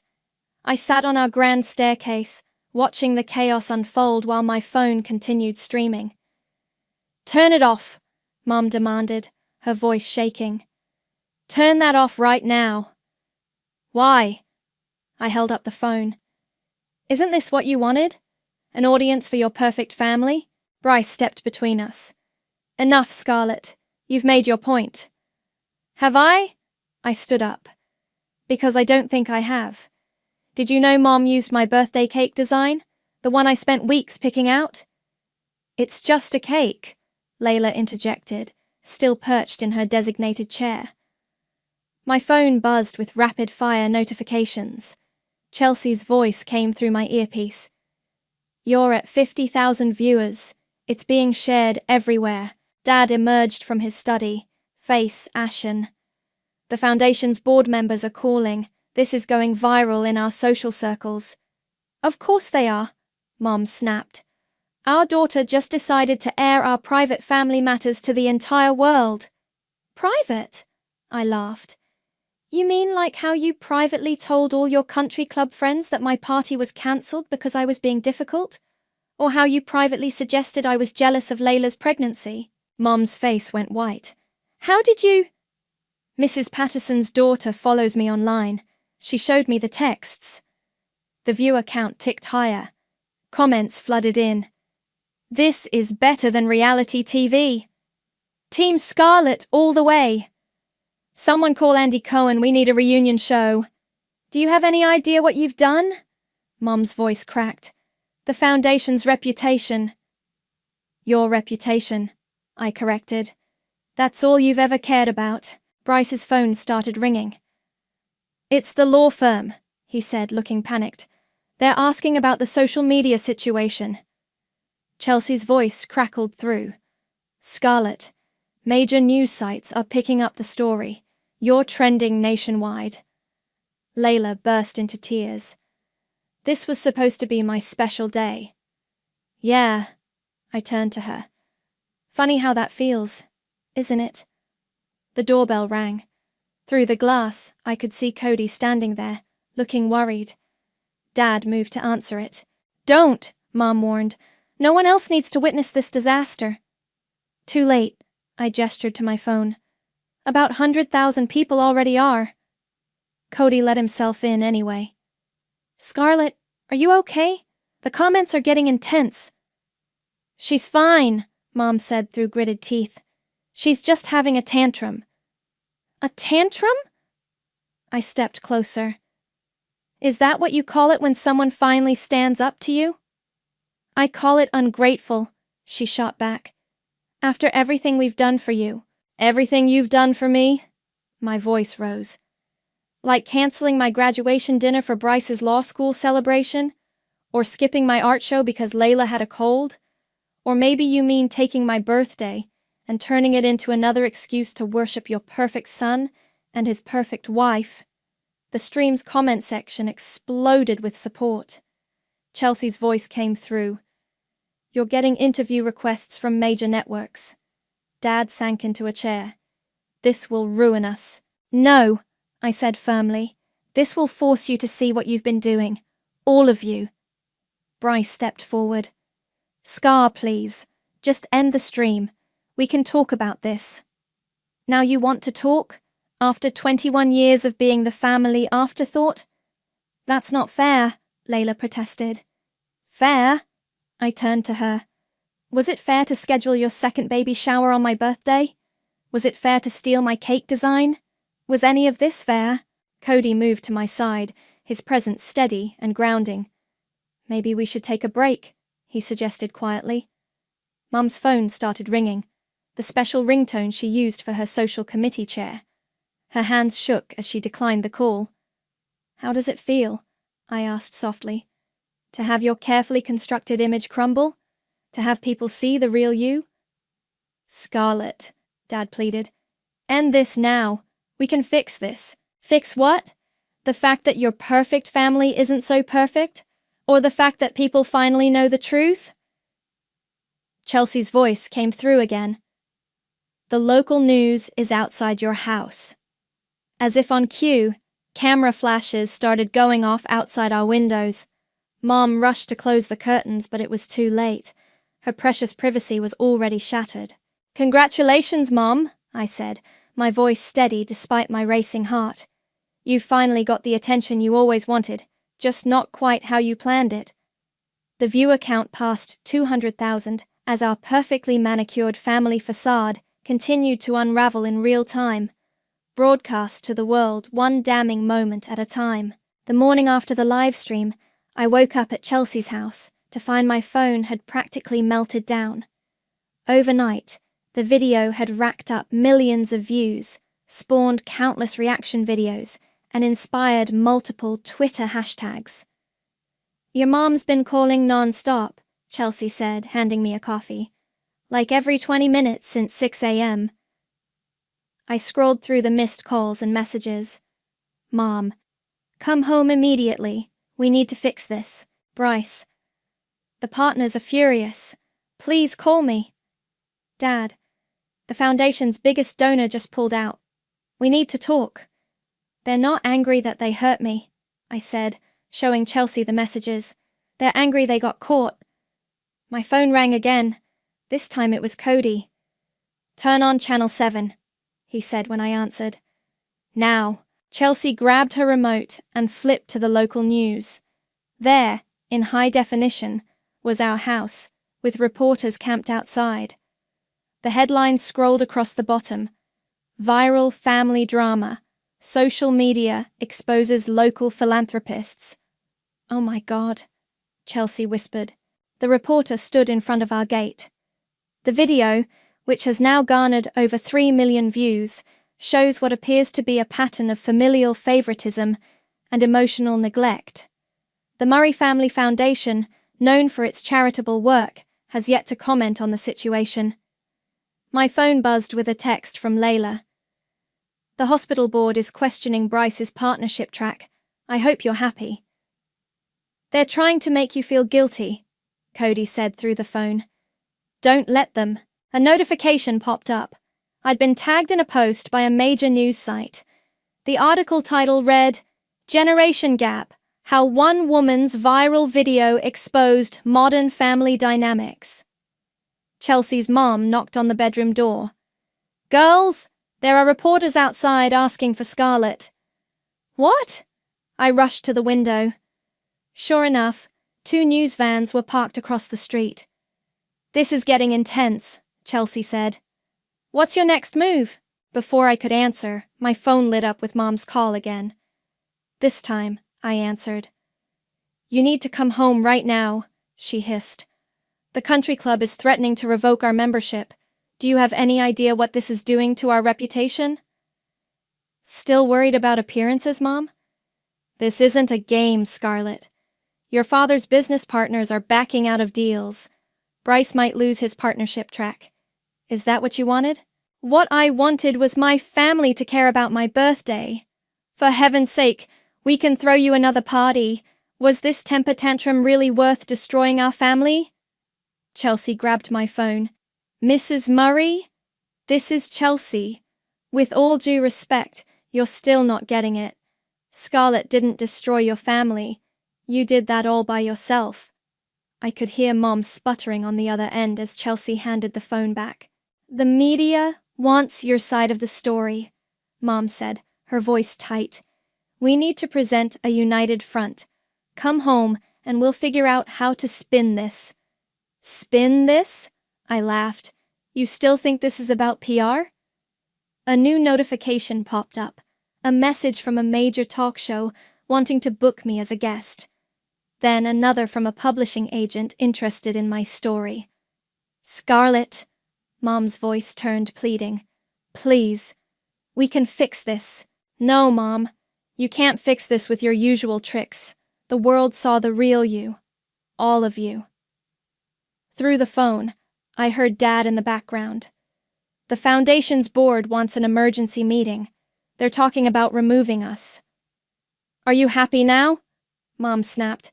"You've gotten your revenge." "This wasn't about revenge," I said quietly. "This was about being seen. Really seen. For once in my life." Chelsea's mom called up again. There's someone here from Good Morning America. I ended the call with Mom and looked at Chelsea and Cody's face on my phone screen. What do I do now? You tell your story, Cody said firmly. All of it. No more hiding.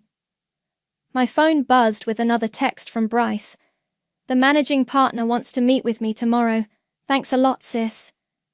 They're still trying to make this your fault, Chelsea observed, as if their actions had nothing to do with it. I walked to the window, watching more media vehicles pull up. My notification feed was endless. Messages of support, interview requests, people sharing similar stories of family dysfunction. Maybe that's the real story here, I said slowly. Not just about my family, but about all the others like it. The perfect facades hiding ugly truths. So what are you saying? Chelsea asked. I turned back to them, my decision made. I'm saying it's time to do that interview, not to hurt my family more, but to help everyone else who's ever felt invisible in their own home. The morning sun streamed through the window as reporters gathered outside, waiting for the girl who dared to shatter her family's perfect image. For the first time in my life, I knew exactly what I needed to do. The television studio lights felt hot on my face as the interviewer, Sarah Matthews, leaned forward with practiced sympathy.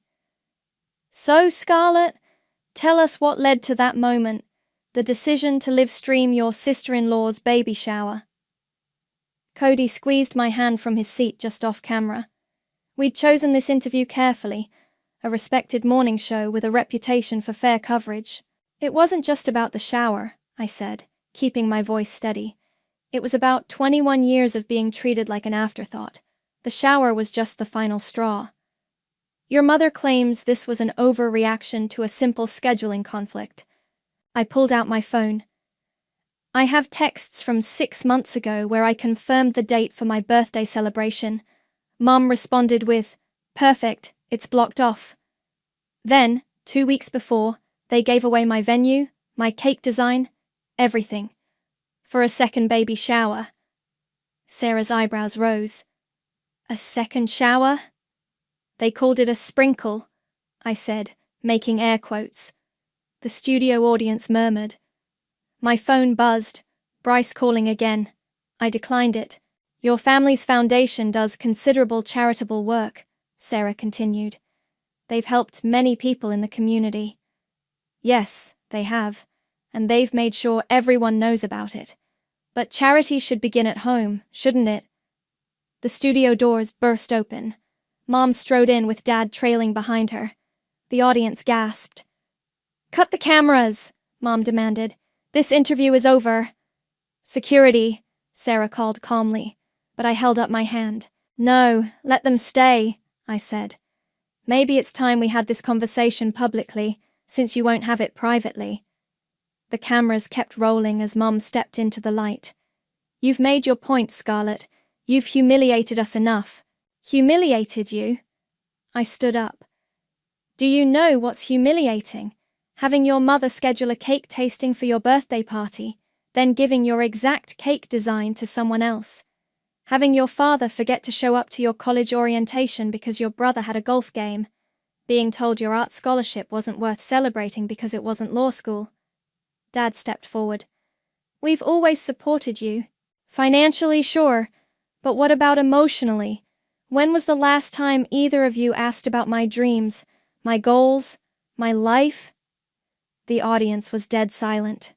"We gave you everything," Mom's voice cracked. "The best schools, the best opportunities." "You gave me things," I corrected. "But you never gave me what I really needed. Your attention, your pride, your love," Sarah interjected softly. "Mrs. Murray, would you like to sit down? Share your side?" Mom smoothed her designer blazer, ever conscious of appearances. "This is a private family matter that's been blown out of proportion." "Private?" I laughed. "Like the Facebook post you made last month about Layla's pregnancy? Or the Instagram story about Bryce's promotion? But when I got that photography award?" Radio silence. The audience murmured again. "Your brother and his wife are starting a family," Dad said. "That's important.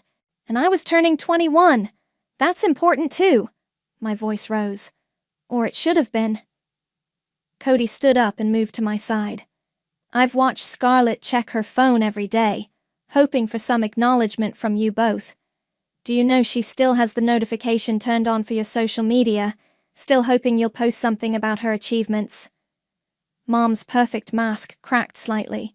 We didn't realize. No, you didn't, I said quietly. You never realized. And that's the problem. Sarah turned to the cameras. We're witnessing a raw family moment here, folks. This is what happens when years of unspoken pain finally find a voice. The foundation board is meeting tomorrow, Dad said desperately. They're voting on our leadership. I know, I nodded. And I'm sorry that's happening. But maybe it's time for some accountability. Mom sank into an empty chair, her composure finally breaking. What do you want from us, Scarlett? I want you to see me, I said simply. Not as an accessory to Bryce's success story. Not as a supporting character in the perfect family narrative you've created. Just as me, your daughter. The studio was silent except for the soft whir of cameras. Years of unspoken words hung in the air between us. Sarah turned to the camera. We'll take a brief break and return with more of this powerful family discussion. As the on-air light dimmed, Mom looked at me with tears in her eyes. When did you become so strong? I've always been strong, Mom, I replied. You just never noticed. The makeup team rushed in for touch-ups, but all I could focus on was the way my parents were looking at me, really looking at me, for what felt like the first time in my life. The foundation's boardroom felt colder than I remembered. I sat between my parents, facing the stern faces of board members who'd known me since childhood. My viral story had forced this emergency meeting, and now we were all dealing with the fallout. The public response has been overwhelming, Board Chairman Richard stated, shuffling through papers. Our donors are concerned about the family's leadership. Mum straightened in her chair. We can handle this. Can you? Richard interrupted. Because right now, your family drama has overshadowed 15 years of charitable work. My phone buzzed. Another message from Bryce.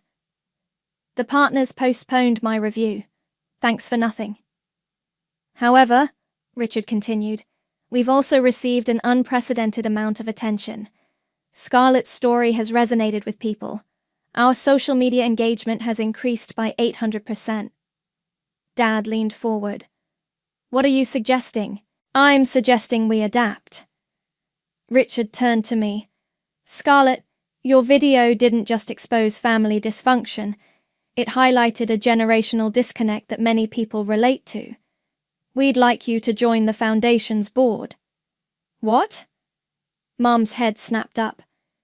As our youth outreach director, Richard explained. Help us connect with younger donors. Create programs addressing family communication and mental health. Before Mom could object, the boardroom door opened. Bryce walked in, looking unusually disheveled. Sorry I'm late, he said, taking a seat. The partners wanted to discuss my social media presence. Did they fire you? Mom asked anxiously. No. Bryce ran a hand through his hair. They want me to lead a new initiative on family law and mediation. Said my personal experience would be valuable. I couldn't help but laugh. So both our careers are actually benefiting from this mess. It's not funny, Mom snapped, but Dad touched her arm. Maybe it is, a little, he said quietly. All our efforts to maintain the perfect image, and it's the truth that's opening doors. My phone lit up with a text from Layla. Can we talk? Alone? The Foundation needs to evolve, Richard said. And frankly, so does your family. Scarlett's video showed us that. Mom's perfectly manicured nails drummed on the table. And if we refuse? Then we'll have to consider new leadership entirely. The room fell silent. Years of my parents' careful social climbing hung in the balance. I'll do it, I said finally. On one condition. Richard raised an eyebrow. Yes? The first program I want to create is about family healing, and my family has to participate. All of us. Absolutely not, Mum started, but Dad cut her off. Yes, he said firmly. We'll do it. Bryce nodded slowly. Count me in. My phone buzzed again. Cody this time. How's it going? Chelsea and I are stress-eating donuts waiting for updates. Richard smiled. Then we're agreed. Scarlett, welcome to the board. As we left the meeting, Layla was waiting in the hallway. Her baby bump was more prominent now, and she looked tired. Can we grab coffee? She asked. I've been doing some thinking. Mom opened her mouth to protest, but surprisingly, held back. 20 minutes later, Layla and I sat in the Foundation's cafe. I never realized, she said, stirring her decaf latte, how much pressure there was to maintain this perfect image. How much it was hurting you. Really? Because you seemed to fit right in. I was trying to, she admitted. Your mom was so focused on appearances, and Bryce was so eager to please them. I just followed along. And my birthday party? Layla flushed. I should have said no to the shower. I'm sorry. My phone pinged with a notification. The morning show interview had gone viral, sparking a national conversation about family dynamics and mental health. Maybe, I said slowly, we can all do better now. The baby's a girl, Layla said suddenly. We found out yesterday, and I was thinking, would you want to help design her nursery? You have such a good eye for art and color. It was a small olive branch, but a genuine one. My phone lit up with messages from Chelsea and Cody asking to celebrate my new board position. As I looked at Layla's hopeful face, I made a decision. Why don't you join us? I suggested. Chelsea and Cody are waiting.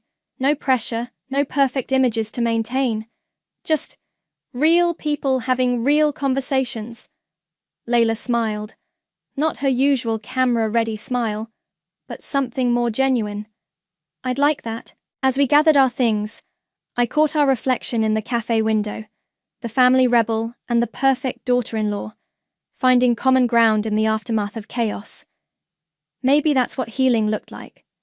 Not a perfect resolution, but small steps toward understanding. My phone buzzed one more time. Mum, dinner tonight? Just us. We need to talk. For the first time in years, I felt hope when I saw her name on my screen. The aroma of fresh-baked cake filled our kitchen as Mom carefully placed 21 candles in a spiral pattern. It wasn't the elaborate 3-tier masterpiece from the original plan, but this homemade chocolate cake meant more. Are you sure you don't want me to call the caterer? Mom asked, adjusting a candle. We could still. This is perfect, I said, watching her hands shake slightly as she lit each flame. Really? The doorbell rang. Dad opened it to reveal Chelsea and Cody, carrying gifts and wearing party hats. Behind them, Bryce and Layla stepped in, looking slightly uncertain. Happy birthday, sis, Bryce said, holding out a small package. It's not much, but... I opened it to find a framed photo. Me at my art show last year, standing proudly by my winning piece. The show they'd missed. I had it in my phone, he explained. Never posted it because... well, you know how things were. But it's a great photo. Thanks, I whispered, genuinely touched.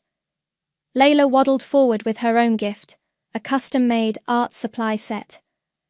For the nursery designs, she said. If you still want to help. Mom cleared her throat.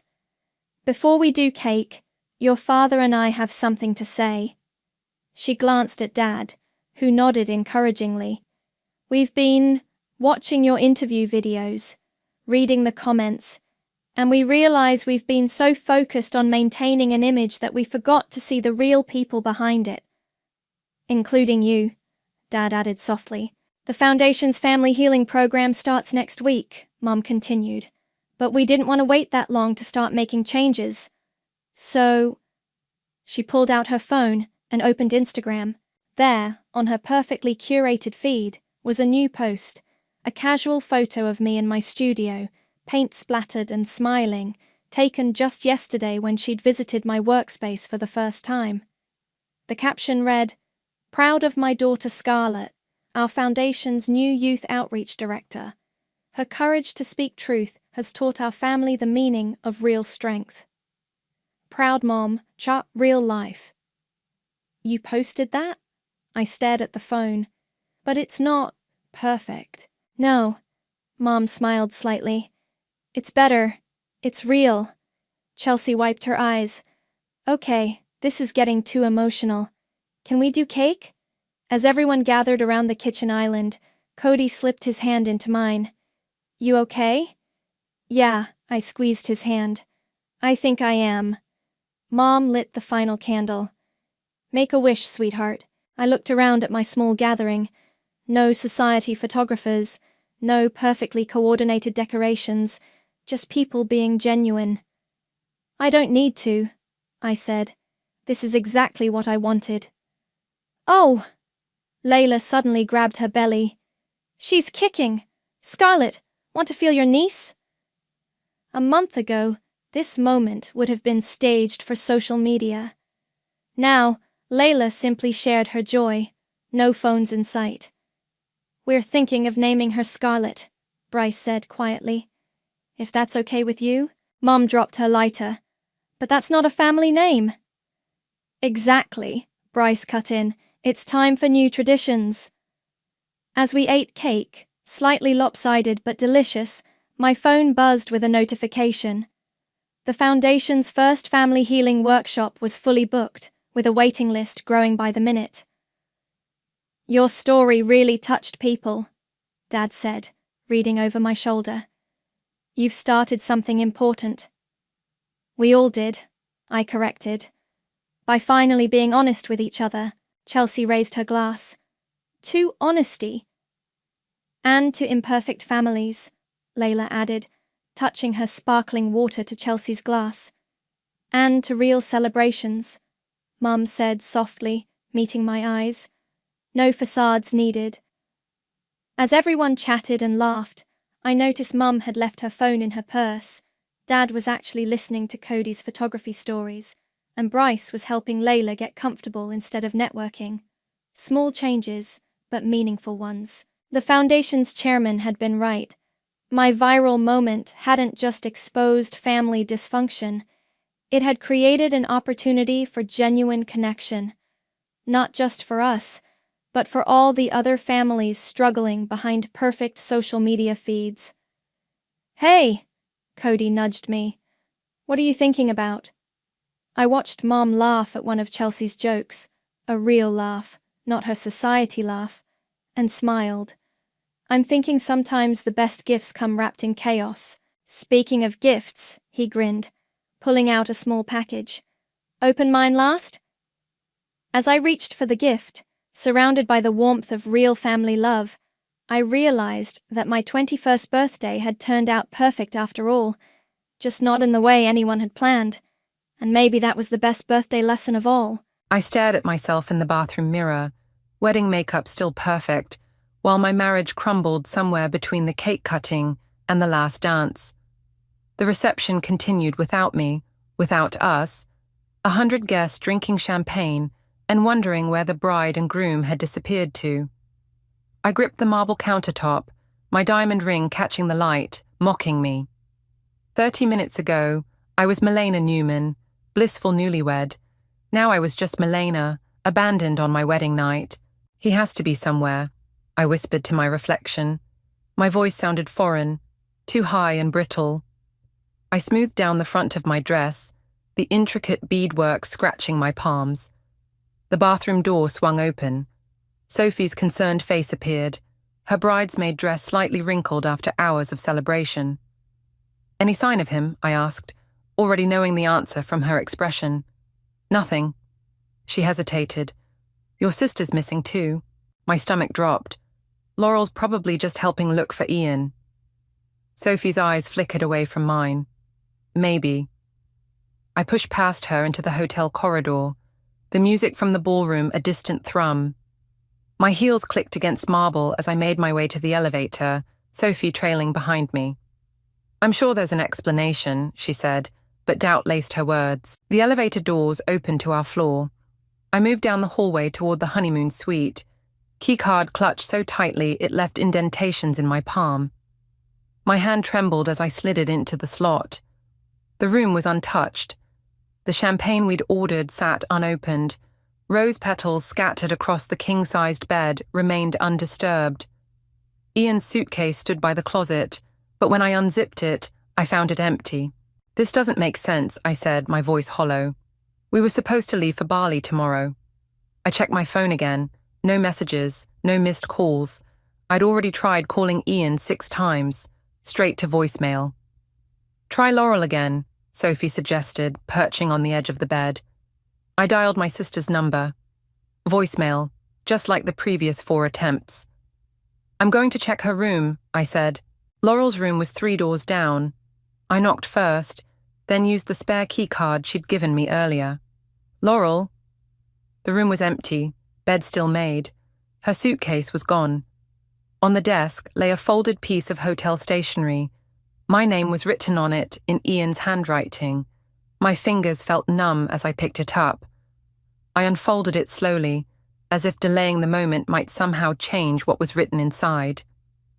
"Laurel, I can't do this anymore. Meet me downstairs when you can slip away. Everything's ready." Ian. The note slipped from my fingers. Sophie caught it, read it, then looked up at me, horror dawning on her face. "This has to be a mistake," she said, but I knew it wasn't. 1,000 tiny moments suddenly clicked into place. Laurel and Ian disappearing at the same times during wedding planning. Their inside jokes I wasn't part of. The way they'd sometimes fall silent when I entered a room. "My sister," I said, the words burning my throat. "My own sister." I sank onto Laurel's unused bed, my wedding dress billowing around me like a deflating parachute. The room tilted and spun. "I'll call hotel security," Sophie said, already dialing. "Maybe they're still in the building." But I knew they weren't. This wasn't impulsive. This was planned. I stood up suddenly, adrenaline coursing through me. "The joint account." "What?" "Our joint account. We set it up last week for wedding gifts." I grabbed my phone and pulled up the banking app. The balance that had been over $30,000 this morning now read £212.47. "They took it," I whispered. "They took everything." Sophie wrapped her arm around me. "We need to call the police." I shook my head, unable to process the suggestion. "And tell them what? That my husband and sister ran off together on my wedding night? That they—" My voice broke. The room blurred as tears finally came. I'd spent 14 hours today with a smile plastered on my face. 14 hours pretending this was the happiest day of my life. And all along, they'd been planning this. "I don't understand," I said, my voice small. "Why go through with the wedding? Why not just leave?" Sophie's face hardened. "The gifts, the cash, they wanted one last payday." I thought of Ian's face as we exchanged vows that morning. How sincere he'd seemed. How he'd kissed me like he meant it.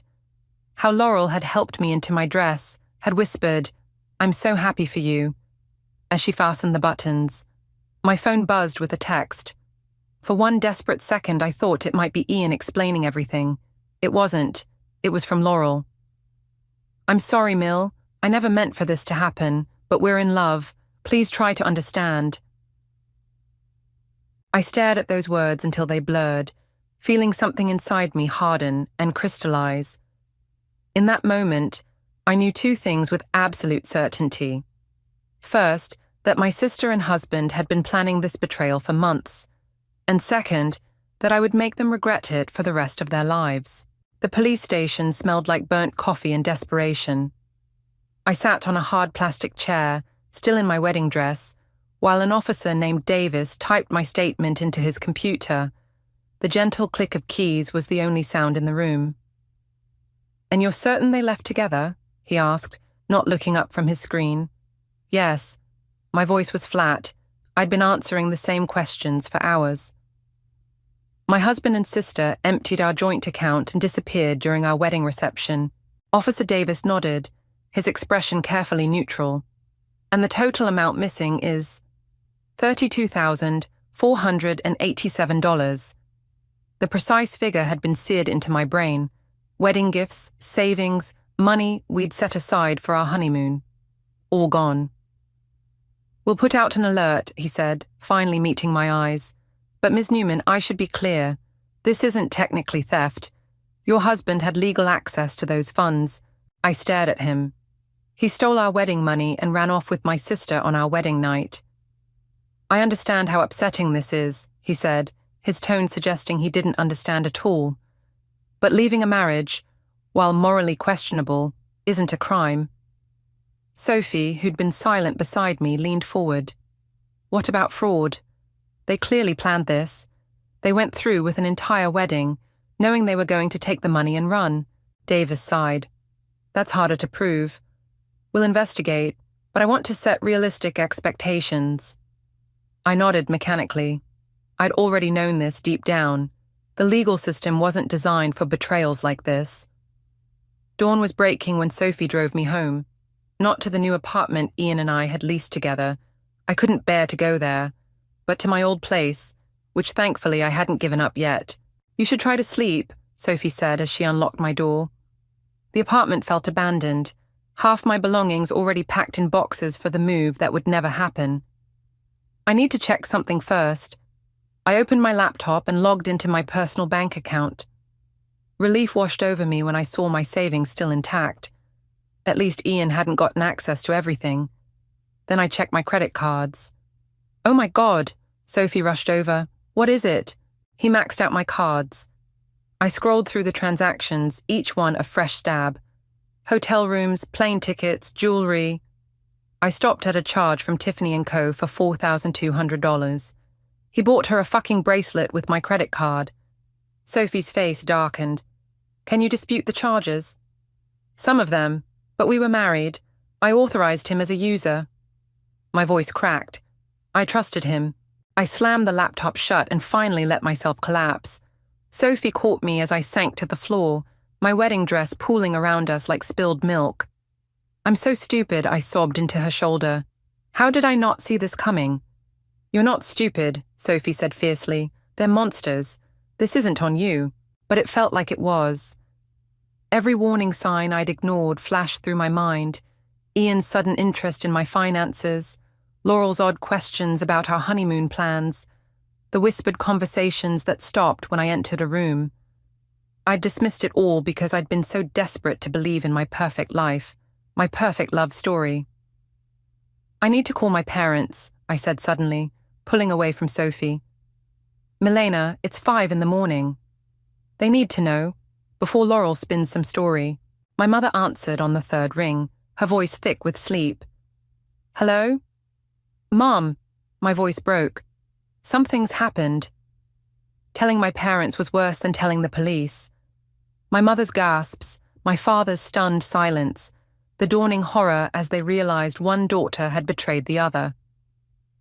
"We're coming over," my father said, his voice strained. "No, don't. I need to be alone right now." After I hung up, Sophie made me tea I couldn't drink and helped me out of my wedding dress.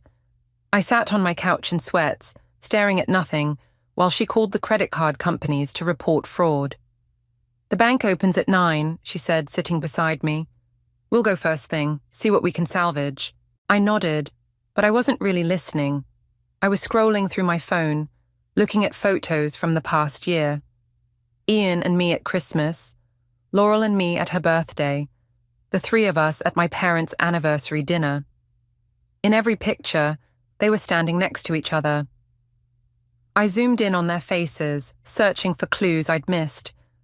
The way Ian's hand rested just a little too casually on Laurel's shoulder. The secretive smile they shared across a dinner table. "I want to see their phones," I said suddenly. Sophie looked up. "What?" "Their phone records, text messages, emails. I want to know how long this has been going on." "Milena, I work with numbers, Sophie. Data, evidence." My voice hardened. I need to understand exactly what happened. Sophie hesitated. Even if it hurts more, it already hurts as much as it possibly can. I set my phone down. Besides, I need to know what I'm dealing with for the divorce. The word hung in the air. Divorce, after less than 24 hours of marriage. My phone buzzed with a text notification. Unknown number.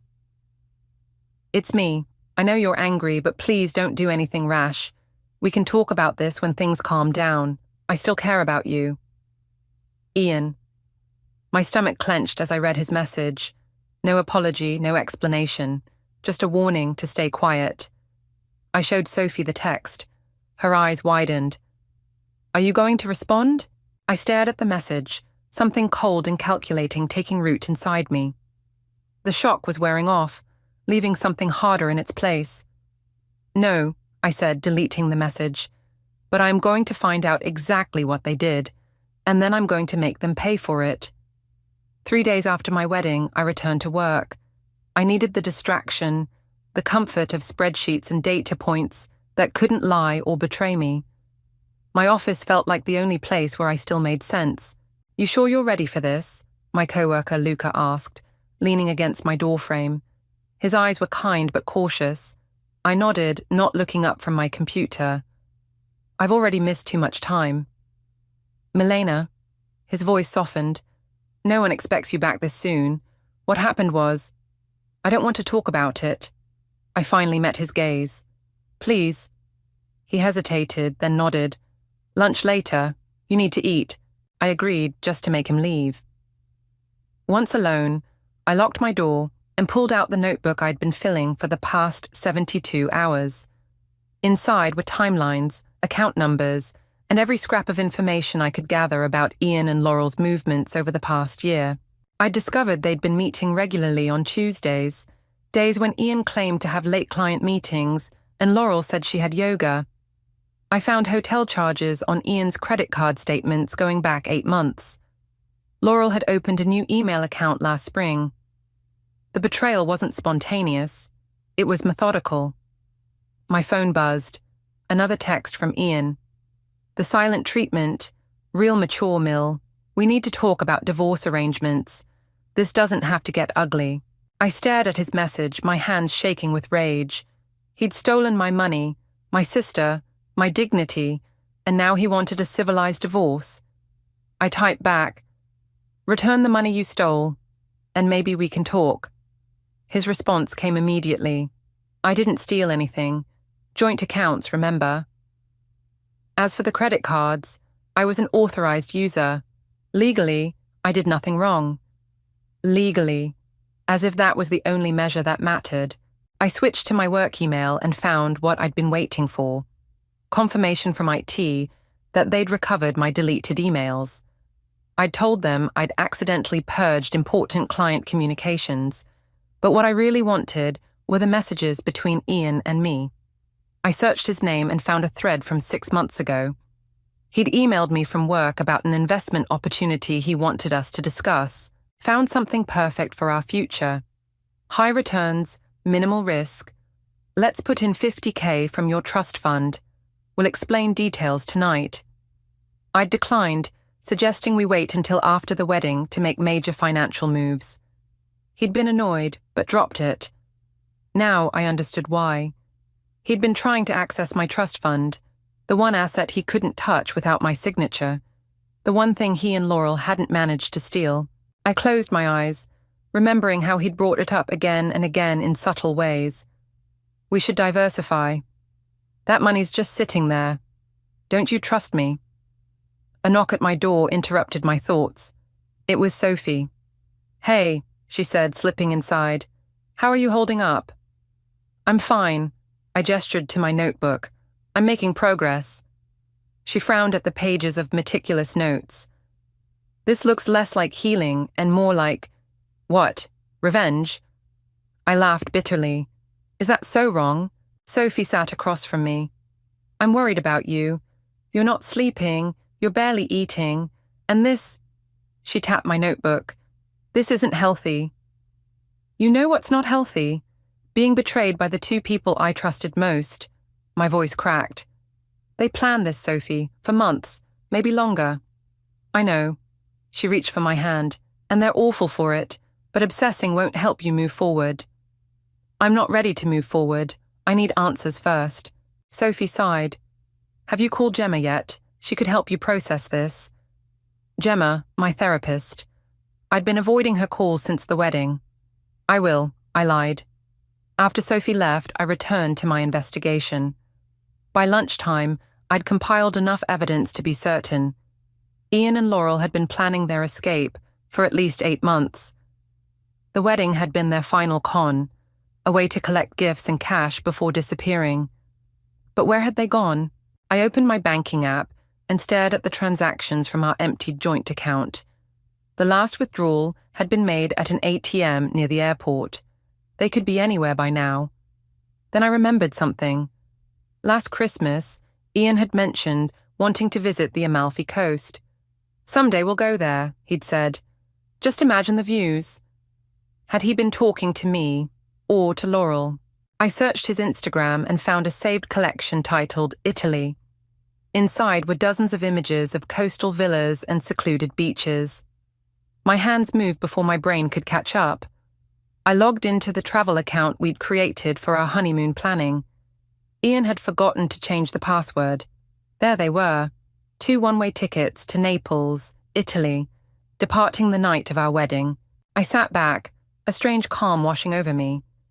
Now I knew where they'd gone. But what could I do about it?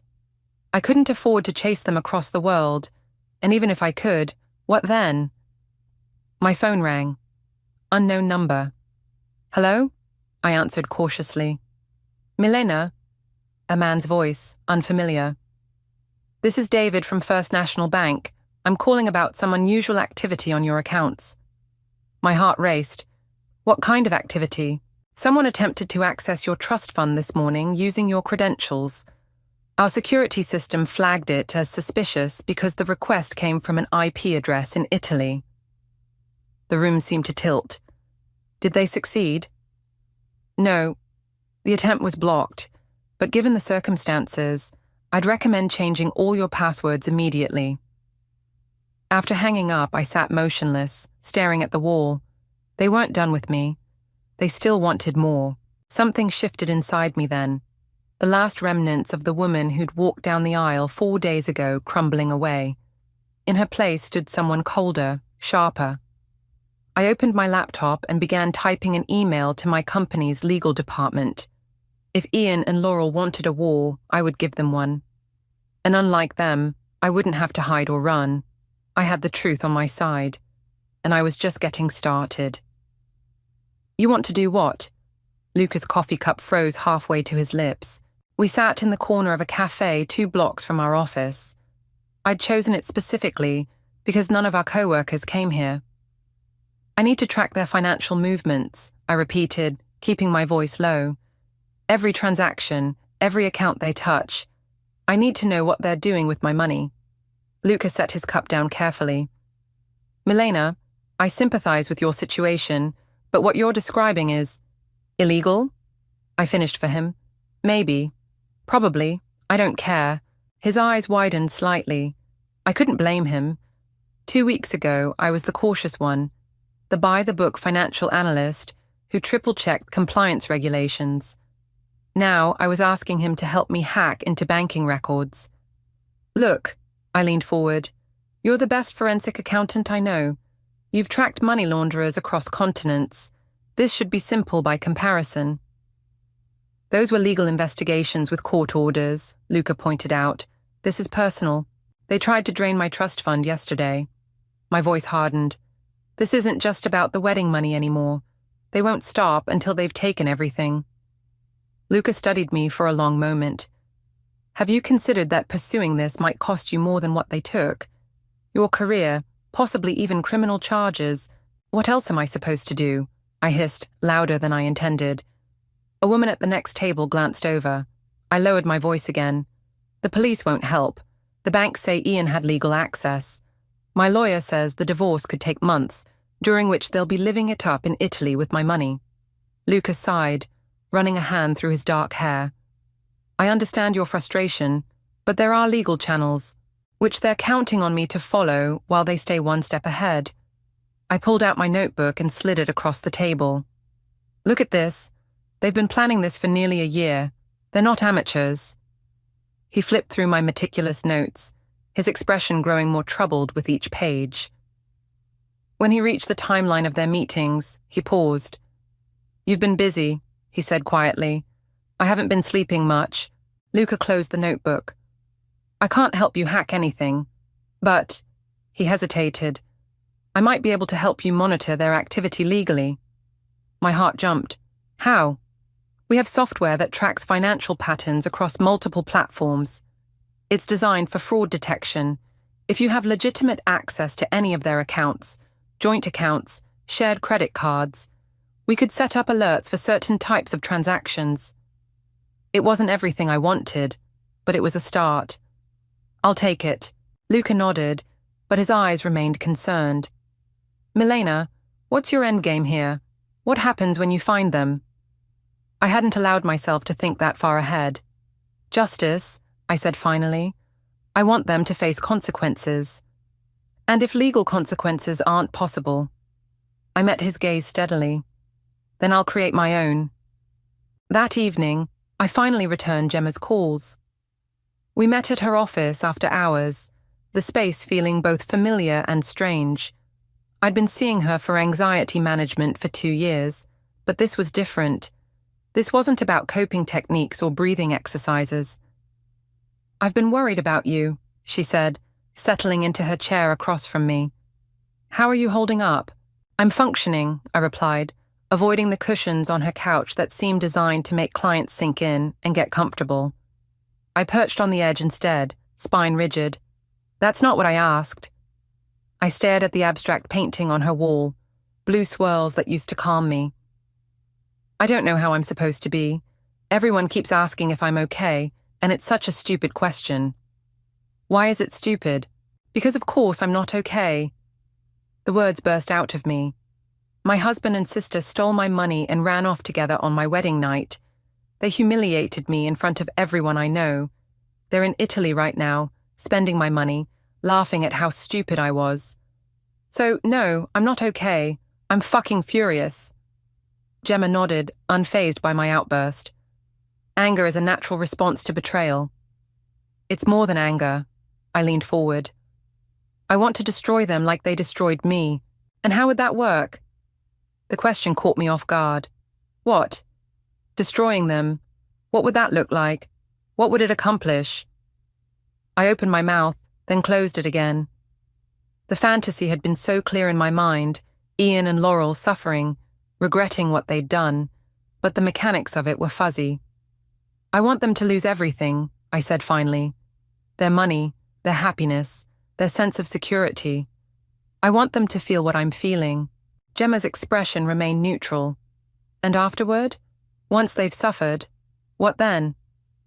Then, I faltered, then I can move on. Are you sure about that?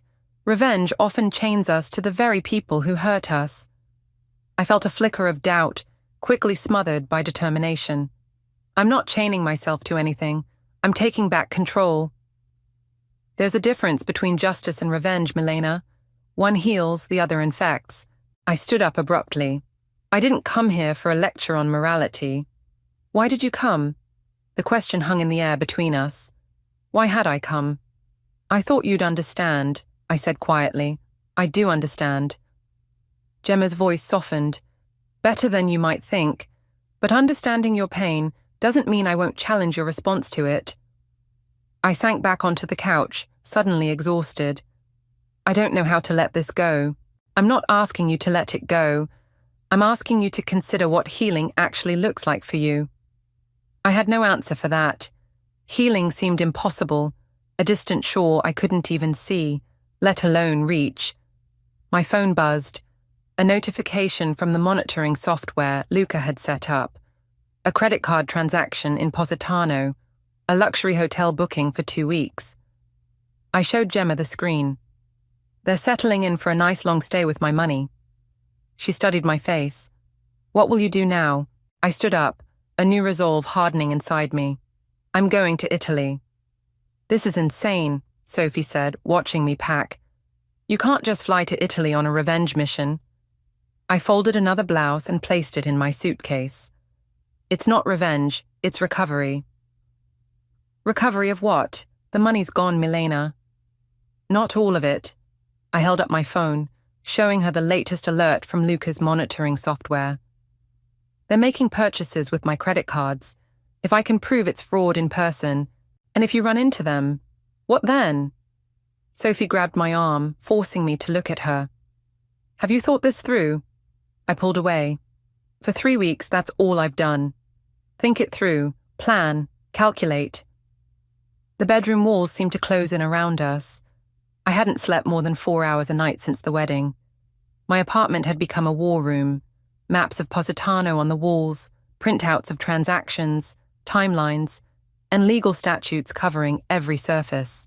This isn't you, Sophie said quietly. The old me is gone. I zipped the suitcase shut with a decisive tug.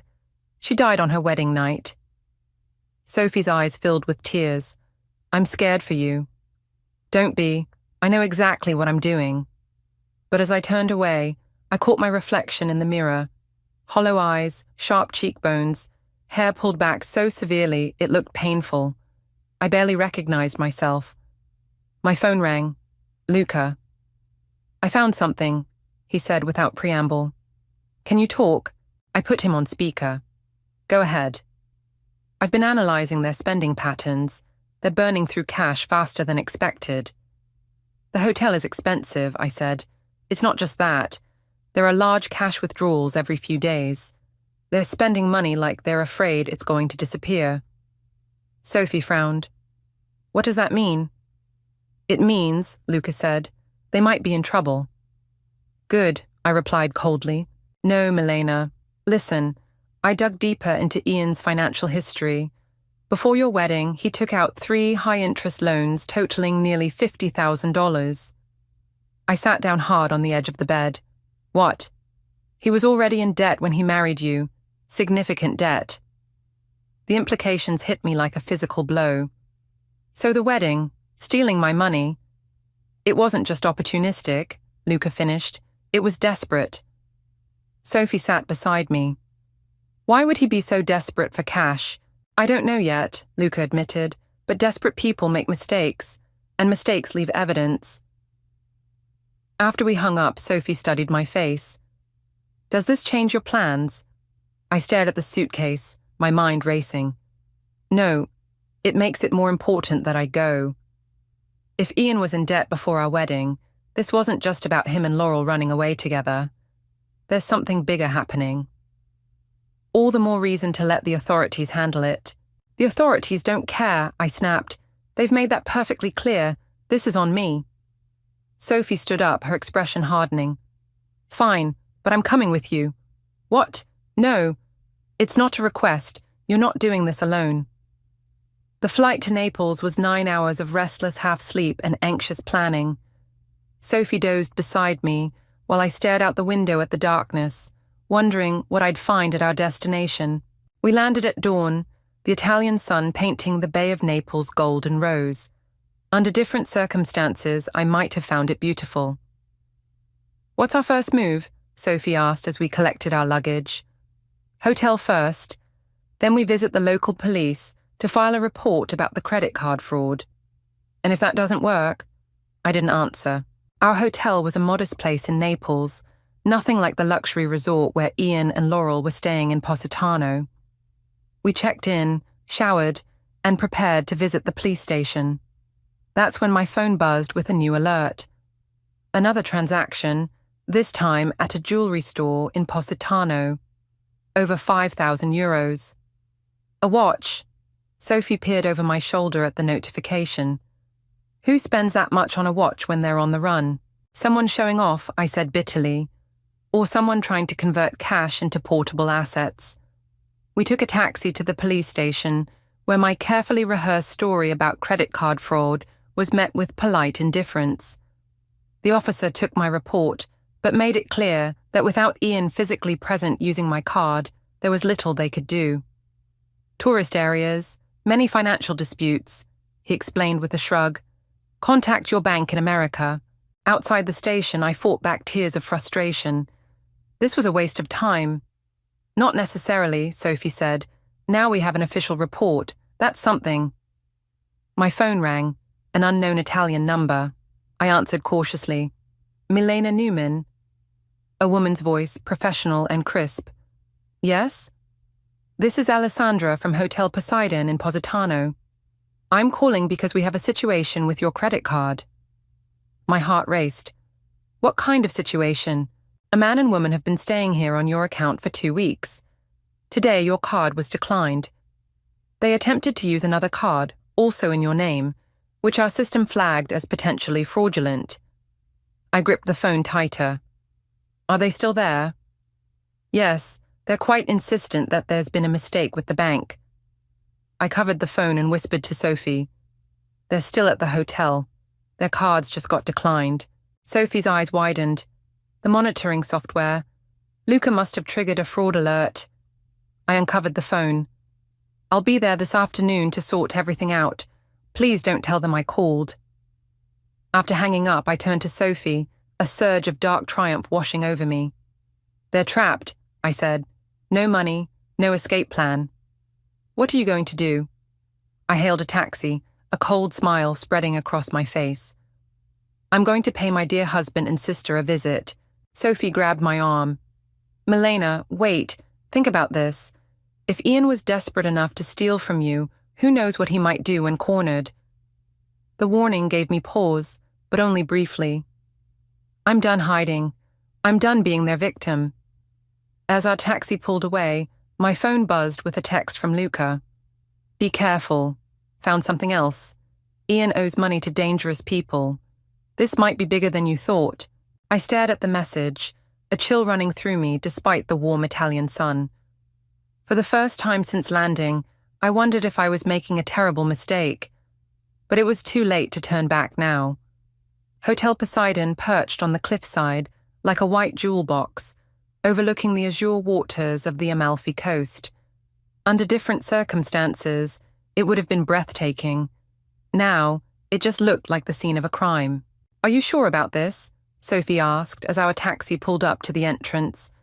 I checked my appearance in my compact mirror.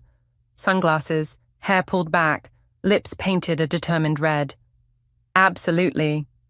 The hotel lobby was airy and elegant, with marble floors and sweeping views of the sea. I approached the front desk, heart hammering against my ribs.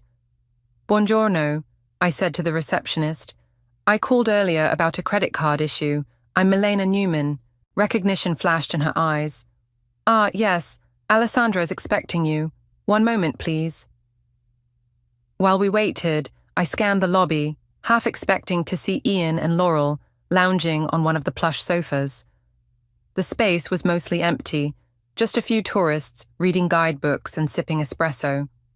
A slim woman in a tailored suit approached us. Ms. Newman, I'm Alessandra. Thank you for coming so quickly.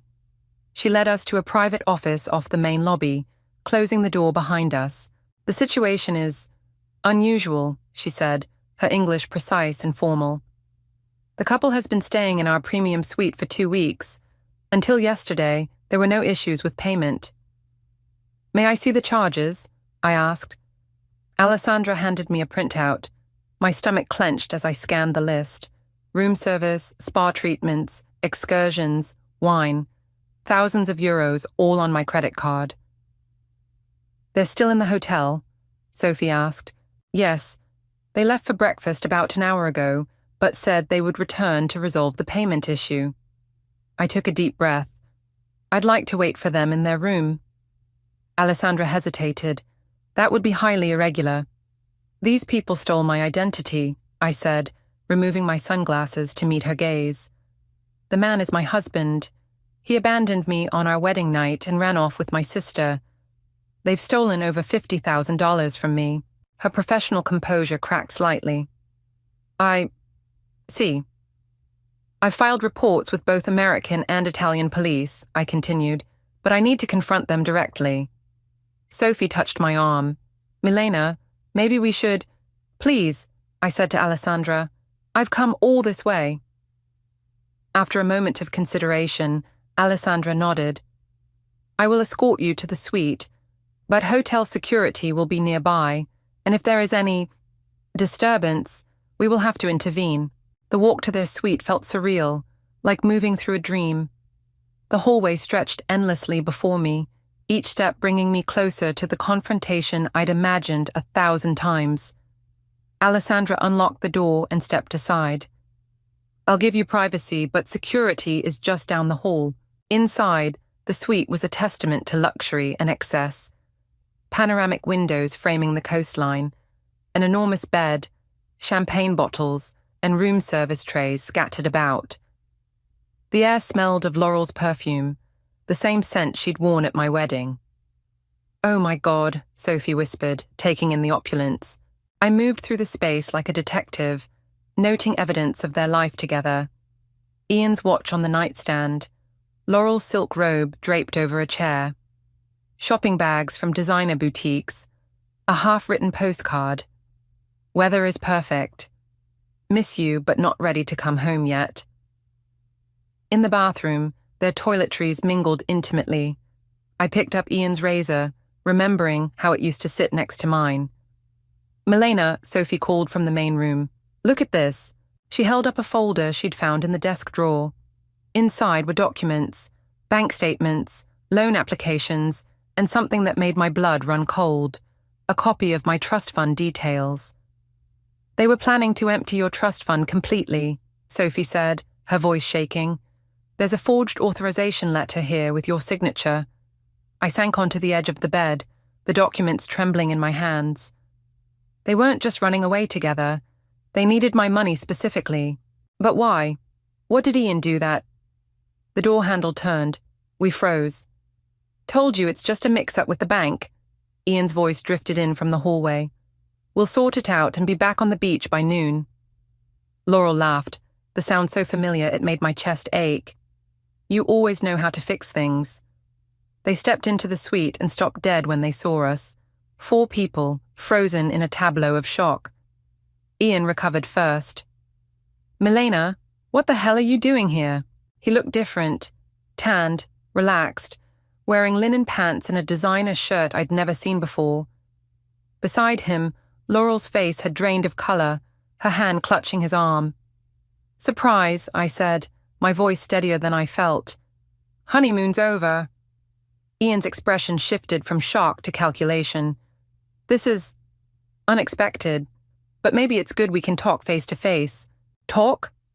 I stood up, holding the folder of documents. About what? How you plan to drain my trust fund? Or how you've been maxing out my credit cards while playing happy couple in paradise? Laurel stepped forward. Mill, please, it's not what you think. Don't. I held up my hand. Don't call me that. Don't pretend we're still sisters. Ian moved toward me, his hands raised placatingly. Let's all calm down. We can work this out like adults. Like the adults who abandoned me on my wedding night. Who stole my money? Who betrayed me in every possible way? My voice rose with each question. You don't understand, Ian said, his tone hardening. I had no choice. There's always a choice. You chose to lie. You chose to steal. You chose her. I pointed at Laurel, who flinched as if I'd slapped her. Ian's phone rang. He glanced at it, and something like fear flashed across his face. I need to take this, he said, stepping onto the balcony and closing the door behind him. Laurel moved toward me. Milena, please listen. It's complicated. Ian is in trouble. I don't care, I cut her off. Whatever trouble he's in, he deserved it. And now you're in it too. Through the glass balcony door, I could see Ian pacing, his face tense as he argued with whoever was on the phone. You have no idea what you've walked into, Laurel whispered, real fear in her eyes. These people Ian owes money to. They're dangerous. That's why we needed your trust fund. That's why we had to leave so suddenly. Sophie stepped between us. So you thought stealing from Milena was the solution? Humiliating her, breaking her heart. We were desperate. Laurel's composure cracked. They threatened to kill him, to kill me if he didn't pay. Ian slid the balcony door open, his face ashen. They're here, in Positano. They know where we are. A heavy silence fell over the room as the four of us stared at each other, the weight of his words sinking in. Who's here? I asked, though I already knew the answer. Ian looked at me, real fear in his eyes for the first time. The people I owe money to, and now they know you're here too. We need to leave, now. Ian grabbed his passport from the nightstand and tossed Laurel's to her. Pack only what you need. Wait, I said, trying to process what was happening. Who exactly are these people? Ian shoved clothes into a duffel bag, his movements frantic. Investors, private lenders, the kind who don't use contracts or courts when deals go bad. Loan sharks, Sophie translated flatly. I had a business opportunity that went wrong, Ian said, not meeting my eyes. I borrowed money, a lot of money. Laurel zipped up her own bag, her hands trembling. They gave him 3 months to pay it back with interest. When he couldn't, they doubled the amount. So you decided to marry me, steal my money, and run? My voice cracked with disbelief. Ian finally looked at me. I didn't plan for any of this to happen. The wedding was real. But then the deadline got moved up, and I panicked. And Laurel? Was she part of your panic too? They exchanged a glance that told me everything. How long? I asked, the question barely audible. Milena, does it matter now? Laurel pleaded. We need to go. How? Long? Ian sighed. A year, maybe more. The timeline crystallized in my mind. All those late meetings, yoga classes, business trips. A year of lies while I planned our wedding. A year of betrayal while I imagined our future. You disgust me, I said, the words like acid on my tongue. Both of you. A sharp knock at the door silenced us. We all froze. Hotel security, a male voice called. Is everything all right in there? Ian motioned for us to stay quiet, but I'd had enough of his control. No, I called back. Everything is not all right. Ian lunged toward me, but Sophie stepped between us. The door opened, and a uniformed security guard entered, followed by Alessandra. There seems to be a disturbance, she said, her eyes taking in our tense standoff. These people, I said, pointing at Ian and Laurel, have stolen my identity and my money. I filed police reports in both countries. The security guard's hand moved to his radio. Ian's face hardened. That won't be necessary, he said smoothly. This is a family dispute. My wife is upset, but we're resolving it. Ex-wife, I corrected, and this isn't a dispute. It's theft and fraud. Alessandra looked between us uncertainly. Perhaps we should call the police to sort this out. No police, Ian said sharply, then caught himself. Please, we'll check out immediately and take this discussion elsewhere. A new voice joined the conversation, a man in an expensive suit standing in the doorway. I'm afraid checking out isn't an option, Mr. Norton. Ian's face drained of colour. Marco, I was just about to call you. The man, Marco, smiled without warmth. How convenient. We have much to discuss. He glanced at the security guard. Private business matter. Nothing to concern hotel staff. Something in his tone made the guard hesitate, but Alessandra stood her ground. This is hotel property. If there's a problem... No problem, Marco assured her. Just a misunderstanding about money. We'll be quiet. His polite tone carried an undercurrent of threat that made Alessandra step back. She nodded to the security guard, and they reluctantly left, closing the door behind them. Marco's smile vanished the moment they were gone. 2 more men entered the room, positioning themselves by the door and balcony. You've been difficult to reach, Ian, Marco said, examining the suite with casual interest. Nice accommodations. I see my investment is being put to good use. I can explain, Ian began. You've been explaining for months. Marco cut him off. Explanations don't pay debts. His gaze shifted to me. And who might this be? No one, Ian said quickly. Just, I'm his wife, I said, stepping forward. The one he abandoned on our wedding night after emptying our joint accounts. Marco's eyebrows rose. Interesting. You didn't mention a wife when you were begging for more time. Ex-wife, Ian corrected. shooting me a warning look. Marco studied me with new interest. My condolences on your marriage.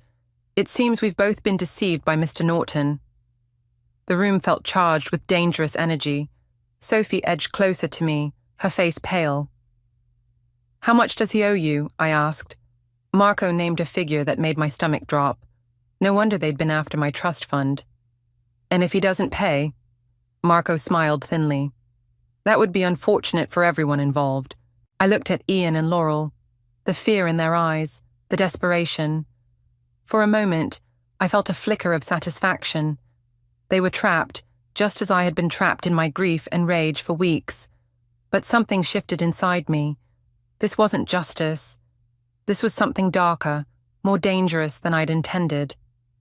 I have a proposition, I said, the words forming before I'd fully thought them through. Marco raised an eyebrow. I'm listening. I can access funds, I said carefully. Not the full amount, but enough to make a significant payment. Ian stared at me in disbelief. Milena, what are you doing? I ignored him. In exchange, you let all of us walk out of here safely. Ian will pay the remainder on a schedule you agree to. Milena, no, Sophie whispered urgently. Marco considered me thoughtfully. Why would you help the man who betrayed you? A question I was asking myself. I looked at Ian, the man I'd loved, the man I'd planned to spend my life with, and felt nothing but hollow emptiness. I'm not helping him, I said. I'm helping myself. I want this to be over. Marco nodded slowly. A pragmatic woman. I appreciate that. He turned to one of his men. Escort the ladies downstairs while Ian and I discuss terms. No, I said firmly. We all leave together, or no deal. Marco's eyes hardened. You're not in a position to negotiate. Neither are you, I countered, pulling out my phone. Hotel security is right outside. One scream, one text, and this place will be swarming with police. A tense silence filled the room. I held Marco's gaze, my heart pounding, but my hand steady. Finally, he laughed, a genuine sound of surprise and perhaps respect. Very well. Show me these funds you can access, and we'll discuss terms. I opened my banking app and showed him my account balance. Not my drained checking account, but my untouched emergency fund. Enough to buy us time, not enough to solve Ian's problems. As Marco examined the screen, I caught Sophie's eye. She gave me the slightest nod, and I knew she understood my plan. This wasn't surrender. This was strategy. And for the first time since my wedding night, I felt in control again. Marco's men escorted us through the hotel's service exit to avoid attention. The Italian sun beat down mercilessly as we walked to a black SUV parked in a secluded area of the lot. The bank first, Marco instructed the driver. Then we conclude our business.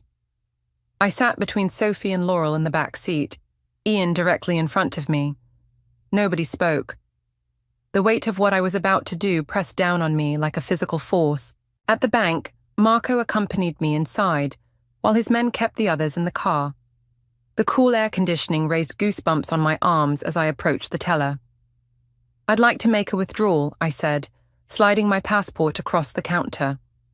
Marco stood close enough to hear every word, but far enough to appear unconnected to me. The perfect predator, patient and watchful. The transaction took less than 10 minutes. I walked out with more cash than I'd ever held in my life, secured in an envelope inside my purse. Not enough to clear Ian's debt, but enough to buy us safety, for now. Back in the SUV, Marco examined the money, counting methodically. A good faith payment, he said, nodding with satisfaction. Now, for the terms of repayment, he outlined a schedule that would keep Ian indebted for years. I barely listened, my focus on the phone in my lap, hidden by my purse. The text I'd sent from inside the bank had been simple. Activate now.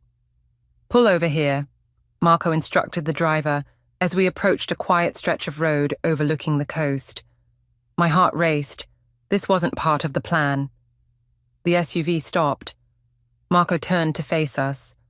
Before we conclude, there's the matter of interest on the late payments. Ian's face paled. We had an agreement. Agreements change when trust is broken, Marco said coldly. You ran. You hid. Actions have consequences. My phone vibrated silently against my leg. A single message from Luca. Done. Check your phone, I said to Marco. He frowned. Excuse me? Your phone. Check it.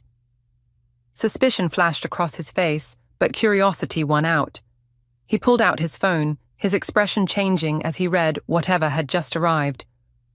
What is this? He demanded. Evidence, I said calmly. Financial records documenting every transaction between you and Ian.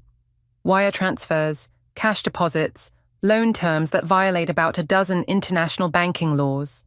Marco's face hardened. You're bluffing. The Italian financial police don't think so. Neither does Interpol. I met his gaze steadily. My colleague just sent them everything we've gathered over the past 3 weeks. They're particularly interested in your operations' connections to money laundering in Naples. The atmosphere in the car shifted instantly. Marco's men exchanged uneasy glances. You have no idea who you're dealing with, Marco said, his voice dangerously quiet. Neither do you. I leaned forward. I'm a financial analyst who specializes in tracking irregular patterns. The moment Ian told me about you, I started building a case. Every transaction, every shell company, every front business, I found them all. It wasn't entirely true. Luca had done much of the work, but the bluff hit its mark. Marco's confident facade cracked. The money I just withdrew, I continued. It's been photographed, documented, and reported to authorities as extortion payment. The bank's cameras have clear images of you accompanying me. Sophie stared at me in amazement. Ian looked stunned. Laurel's eyes were wide with disbelief. Here's what happens next, I said, my voice steady despite my pounding heart. You let us go. You forget Ian's debt. In exchange, I don't personally make sure that every law enforcement agency in Europe knows exactly where to find you. Marco's laugh held no humor. You think it's that simple? I think you're smart enough to recognize when the risk outweighs the reward. I held up my phone. One call and everything goes to the prosecutors. Or you can walk away, find easier targets, and stay in business. The silence that followed seemed endless. I could hear my own heartbeat, feel Sophie's tension beside me. Finally, Marco nodded to the driver. Stop the car. The SUV pulled over on a busy street corner. Marco turned to Ian. Consider your debt cleared, not out of mercy, but because you're not worth the complications. His gaze shifted to me. You, however, are someone I won't forget. I'm counting on it, I replied. That way you'll remember what happens if you come near any of us again. The door opened. Marco gestured for us to get out. Our business is concluded. We stepped onto the sidewalk, the SUV pulling away almost before the door closed behind us. For a moment, we all stood frozen, processing what had just happened. Ian was the first to speak. Milena, I don't know what to say. You saved our lives. I didn't do it for you. I turned to face him and Laurel. I did it because I refused to let your mistakes define the rest of my life. What happens now? Laurel asked, her voice small. Now? I looked at her, my sister, my betrayer, and felt the anger that had driven me for weeks finally begin to dissolve. Not into forgiveness, but into something like indifference. Now you get to live with what you've done, and I get to walk away.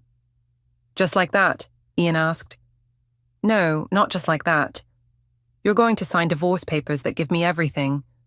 You're going to repay every cent you took from me. And then you're going to disappear from my life forever. Sophie touched my arm. We should go. I nodded, but Laurel stepped forward. Milena, please, we're still family. No, I said quietly. We're not. Family doesn't do what you did to me. I saw the pain in her eyes, the realization that some bridges, once burned, can never be rebuilt. For a moment, I almost wavered, almost fell back into the pattern of being the understanding sister, the forgiving wife, but I was neither of those things anymore. Goodbye, Laurel, I said, turning away. Goodbye, Ian. Sophie and I walked toward the main street to find a taxi. Behind us, I could feel them watching, perhaps waiting for me to look back. I didn't. That was incredible, Sophie said as we rounded the corner. Terrifying, but incredible. Did Luca really send everything to Interpol? I smiled for what felt like the first time in months. No, but Marco doesn't know that. So the whole thing was a bluff? Not entirely. We do have the evidence. And if Marco comes after us, Luca will send it. But right now it's more valuable as leverage than as a police report. Sophie shook her head in amazement. When did you become so calculating, strategic, ruthless? I supplied. When I had to be. We reached the main square, bustling with tourists and locals enjoying the beautiful day. I stopped, taking in the scene, the blue sky, the colourful buildings, the laughter and life all around us. What now? Sophie asked. Back to Naples? Back to the States? I considered the question, feeling the weight of the past few weeks lifting from my shoulders. The revenge that had consumed me no longer seemed important. I'd faced my betrayers and walked away on my own terms. Now, I said, slipping my arm through hers, we enjoy Italy. We eat amazing food, drink excellent wine, and remember what it feels like to be happy. Sophie squeezed my arm. Sounds perfect. As we walked through the square, I realized something profound had shifted inside me. The woman who had been abandoned on her wedding night, broken, betrayed, consumed by vengeance, wasn't gone. She was still part of me, but she no longer controlled me. I had walked through fire and emerged not as someone new, but as myself, stronger, clearer, and finally free. I woke up on my 30th birthday to the smell of fresh coffee and the weight of my husband's body shifting away from mine. The mattress dipped as Jake got up, and I stretched lazily, savouring the warmth of our bed, the promise of celebration hanging in the air like perfume. "Morning, birthday girl," he said, his voice carrying that familiar rasp that still made my stomach flutter after 7 years together. I watched him through half-closed eyes as he moved around our bedroom, admiring the way his shoulders looked in the soft morning light. "Do I smell coffee?" I asked, propping myself up on my elbows. "And maybe something else?" Jake smiled, but it didn't quite reach his eyes. I should have noticed that then.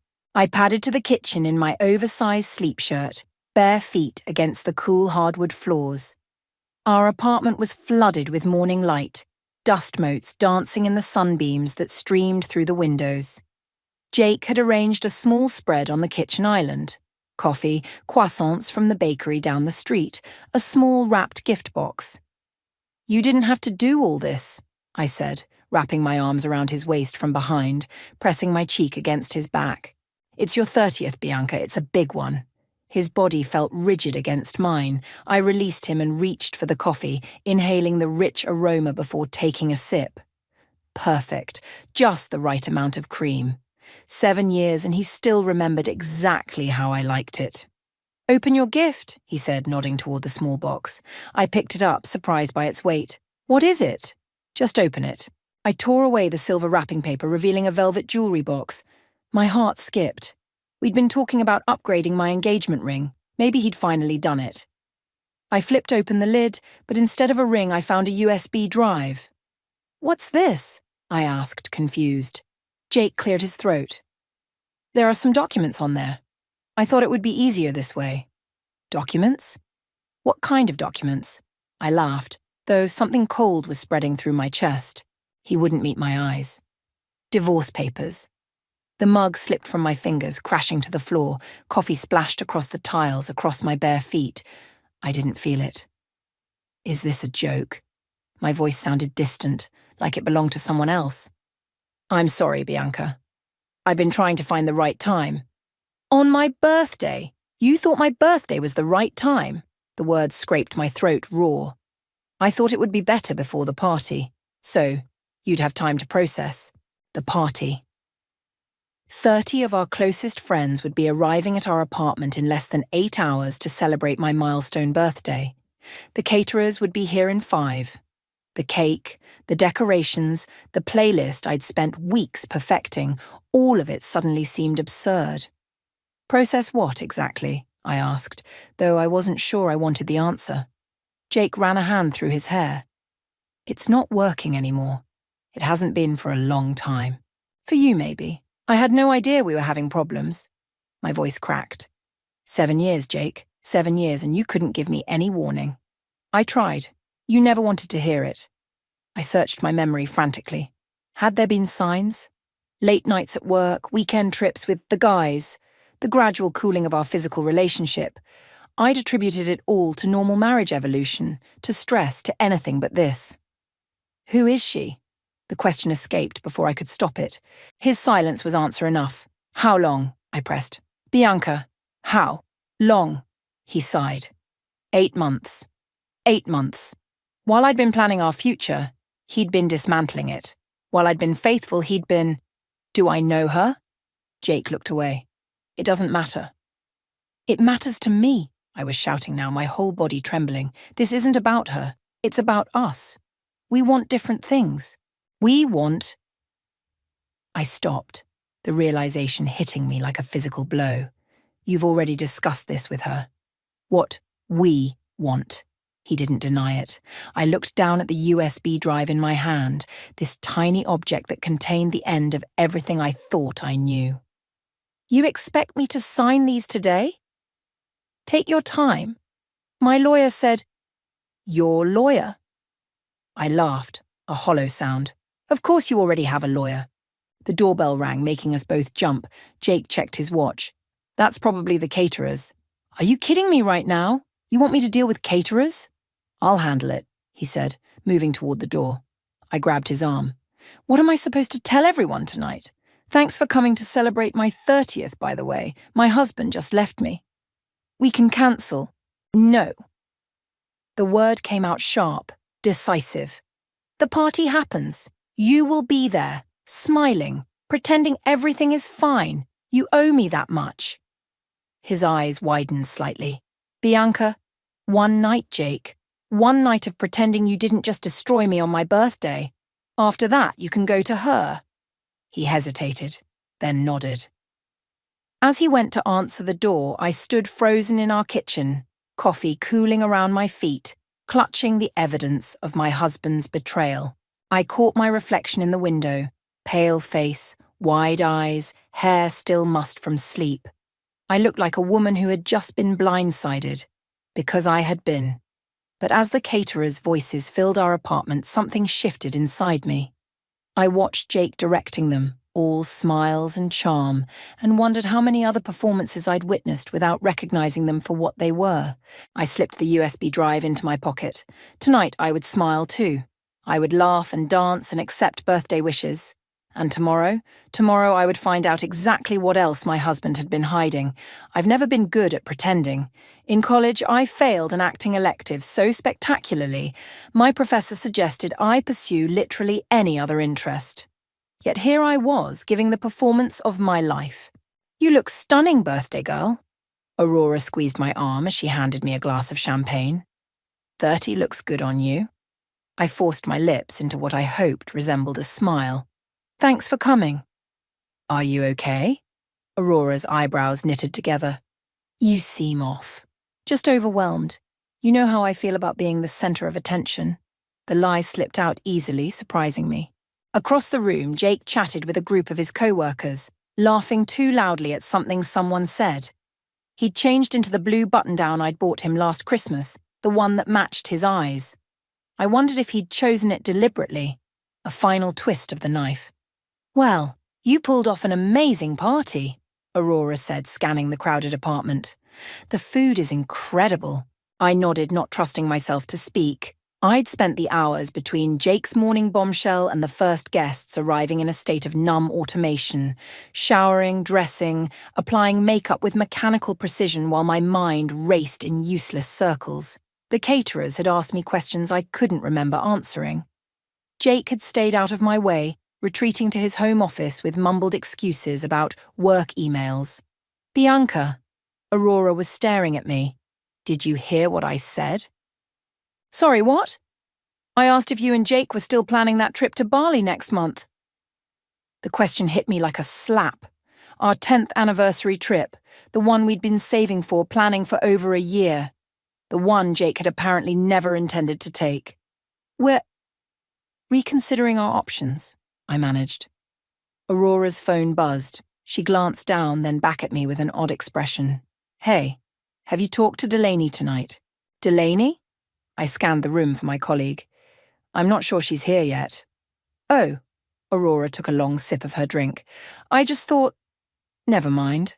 Something in her tone made me pause. What about Delaney? Aurora hesitated. It's probably nothing. Just office gossip. About? She lowered her voice. People have seen her and Jake together. Outside of work events, I mean. The room seemed to tilt slightly. What people? Seen them where? At that new wine bar on 7th twice last month. Aurora's eyes were full of concern. I didn't want to say anything, especially tonight, but... Excuse me. I cut her off, suddenly unable to breathe properly. Delaney. My colleague. The woman who'd sent me a text just hours ago saying she'd be a little late to my party. I moved through the crowd on autopilot, nodding at birthday wishes, accepting hugs I couldn't feel. My mind was piecing together 100 small moments. Jake mentioning running into Delaney at coffee shops, Delaney asking casual questions about my marriage, the time I'd found a woman's earring in our car that Jake had dismissed as probably belonging to the previous owner. We'd bought that car new. I found myself in our bedroom, door locked, sitting on the edge of the bed Jake and I had shared for 5 years. With shaking hands, I pulled the USB drive from my jewelry box where I'd hidden it. My laptop whirred to life. I plugged in the drive, my stomach clenching as I clicked through folders until I found the divorce agreement. Skimming the legal jargon, certain phrases jumped out at me. Irreconcilable differences, equitable distribution, no-fault divorce, no fault. As if 7 years could end with no one to blame. A knock at the door startled me. Bianca? Jake's voice. People are asking for you. It's almost time for the cake. I closed the laptop but didn't move. I'll be out in a minute. Are you okay? The concern in his voice made me want to scream. Fantastic, just taking a breather. Silence then. I know this is hard. I'm trying to make it easier. By serving me divorce papers on my birthday, I hissed through the door. Or by fucking my colleague for 8 months. Another pause. Who told you about Delaney? So it was true. Hearing him confirm it sent a wave of nausea through me. Does it matter? I asked. Were you ever going to tell me? Or was I supposed to figure it out when she showed up wearing my wedding ring? It wasn't like that. His voice dropped lower. It just happened. Things don't just happen, Jake. You made choices. Every single day for 8 months, you chose her. Bianca, please, go back to the party. I cut him off. I'll be out for the cake. After his footsteps faded, I reopened the laptop and continued scrolling through the documents. Financial statements, property assessments, bank records. Jake had been thorough, too thorough. Something caught my eye. A transaction history for an account I didn't recognize. Regular transfers. Always the same amount, always on the 15th of each month. The first transfer dated back exactly 8 months. I checked our joint account statements. Identical withdrawals on the same dates. My hands stopped shaking. The hurt and shock crystallized into something harder, colder. Jake hadn't just been cheating, he'd been funding it with our money we'd saved together, planned a future with. I closed the laptop and stood, smoothing my dress. In the mirror, I barely recognized myself. Eyes too bright, smile too fixed. But something had changed in the last 5 minutes. The devastation was still there, but beneath it, something new was taking root. I unlocked the door and rejoined my birthday party, scanning the room until I spotted Flynn, Jake's best friend since college. Flynn, who worked at the same investment firm as Jake. Flynn, who might know exactly how deep this betrayal went. As the crowd began singing Happy Birthday, I locked eyes with him across the room. Something in my expression must have alarmed him, because he frowned slightly, tilting his head in silent question. I smiled back, a real smile this time, because I'd just decided If Jake wanted a divorce, I'd give him one. But it would be on my terms, not his. The morning after my birthday, I woke up alone in our bed. Jake had slept on the couch, his choice, not mine. I lay there for a moment staring at the ceiling, the events of the previous day washing over me in nauseating waves. Divorce papers, Delaney, secret bank accounts. I'd gone through the motions last night, smiled for photos, thanked guests, even managed to look appropriately surprised when Jake presented the cake. No one suspected the birthday girl was plotting revenge between blowing out candles and opening gifts. No one except Flynn, perhaps. I reached for my phone and scrolled to his text from late last night. "Whatever's going on with you and Jake, I'm here if you need to talk." I typed back, "Coffee? Today?" His response came almost immediately. "Name the place." 90 minutes later, I sat across from Flynn at a cafe 15 miles from our neighborhood, far enough that we wouldn't run into anyone we knew. I'd chosen it deliberately, just as I'd deliberately worn sunglasses despite the overcast day, just as I'd deliberately parked 3 blocks away. "You look like hell," Flynn said, sliding into the seat across from me. "Thanks. That's exactly what every woman wants to hear the day after turning 30. I removed my sunglasses, knowing my red-rimmed eyes would tell their own story. Flynn's expression softened. "What happened, Bianca?" I took a deep breath. "Jake asked for a divorce. Yesterday morning. Happy birthday to me." Flynn didn't look surprised. The realization hit me like a punch to the stomach. "You knew," I said flatly. He stared down at his coffee. "I knew things weren't good. I didn't know he was going to blindside you like that. Did you know about Delaney?" His silence was answer enough. "How long have you known?" My voice sounded eerily calm, even to my own ears. "A few months." He swore me to secrecy. Flynn finally looked up. I told him he was making a mistake. "But you didn't tell me." "He's my best friend, Bianca." "And what am I?" Flynn reached across the table, but I pulled my hands away. "I'm sorry," he said. "I should have warned you." "Yes, you should have." I blinked back tears. "Do you know about the money too?" His brow furrowed. "What money?" I pulled out my phone and showed him the screenshots I'd taken of the transaction history. "He's been moving funds from our joint account to a separate one, 8 months of regular transfers." Flynn studied the screen, his frown deepening. "This isn't right." "No shit." "No, I mean..." He hesitated. "Look, I shouldn't be telling you this, but Jake's been having cash flow problems at work. Commission cuts, bad investments. He told me he was pulling from his personal savings to stay afloat." "These aren't personal savings, Flynn. This is our joint account. Money we saved together." My voice cracked. "For our future." "I didn't know that part." Flynn ran a hand through his hair. "Jesus, Bianca, I'm sorry." "Sorry doesn't help me now." I took back my phone. "I need information. I need to know what I'm dealing with before I talk to a lawyer." "A lawyer?" Flynn looked alarmed. "Are you sure that's necessary? Maybe you two could..." "He's been sleeping with my colleague and draining our accounts for 8 months. What exactly do you think we could work out?" Flynn fell silent. "I need your help," I said, leaning forward. "You work with him. You have access to things I don't. You're asking me to spy on my best friend. I'm asking you to help me protect myself from someone who's already betrayed me in the worst possible way." I held his gaze. "Would you do any less if you were me?" Flynn stared at me for a long moment. "What do you need?" "Information on his finances, client lists, anything that might tell me where the money's really going." "That's confidential information, Bianca. I could lose my job, and I could lose everything." The tears I'd been holding back finally spilled over. He's had months to prepare for this. I got one day. Flynn's expression softened. He reached out again, and this time, I let him take my hand. "I'll see what I can do, but Bianca, be careful.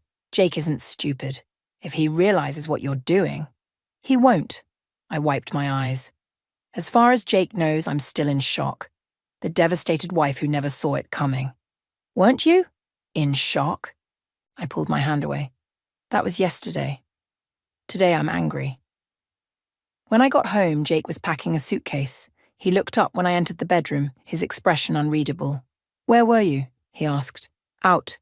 I leaned against the doorframe, watching him fold a shirt I'd bought him for his last birthday. "Where are you going?" "I thought it would be easier if I stayed somewhere else for a while." "With Delaney?" He winced. "A hotel." "How considerate." I moved to my dresser, pretending to search for something. "Have you looked at the divorce papers yet?" "Not yet." Jake zipped the suitcase. "Have you?" I glanced at them. I turned to face him. "I'll need time to review everything with a lawyer." Something flickered in his eyes. Concern. Fear. I was hoping we could keep lawyers out of it. Keep things amicable. Amicable, I repeated. Like how you amicably fucked my colleague for 8 months, or how you amicably drained our joint account. "It's not what you think, Bianca." "Then explain it to me." I crossed my arms. "Explain why you've been moving money every month since your affair started." Jake's face paled slightly. "You've been checking my transactions?" "Our transactions, from our joint account." I stepped closer. "What did you think would happen, Jake? That I'd just sign whatever you put in front of me without looking at it?" He picked up his suitcase. "We can discuss this later, when things are calmer."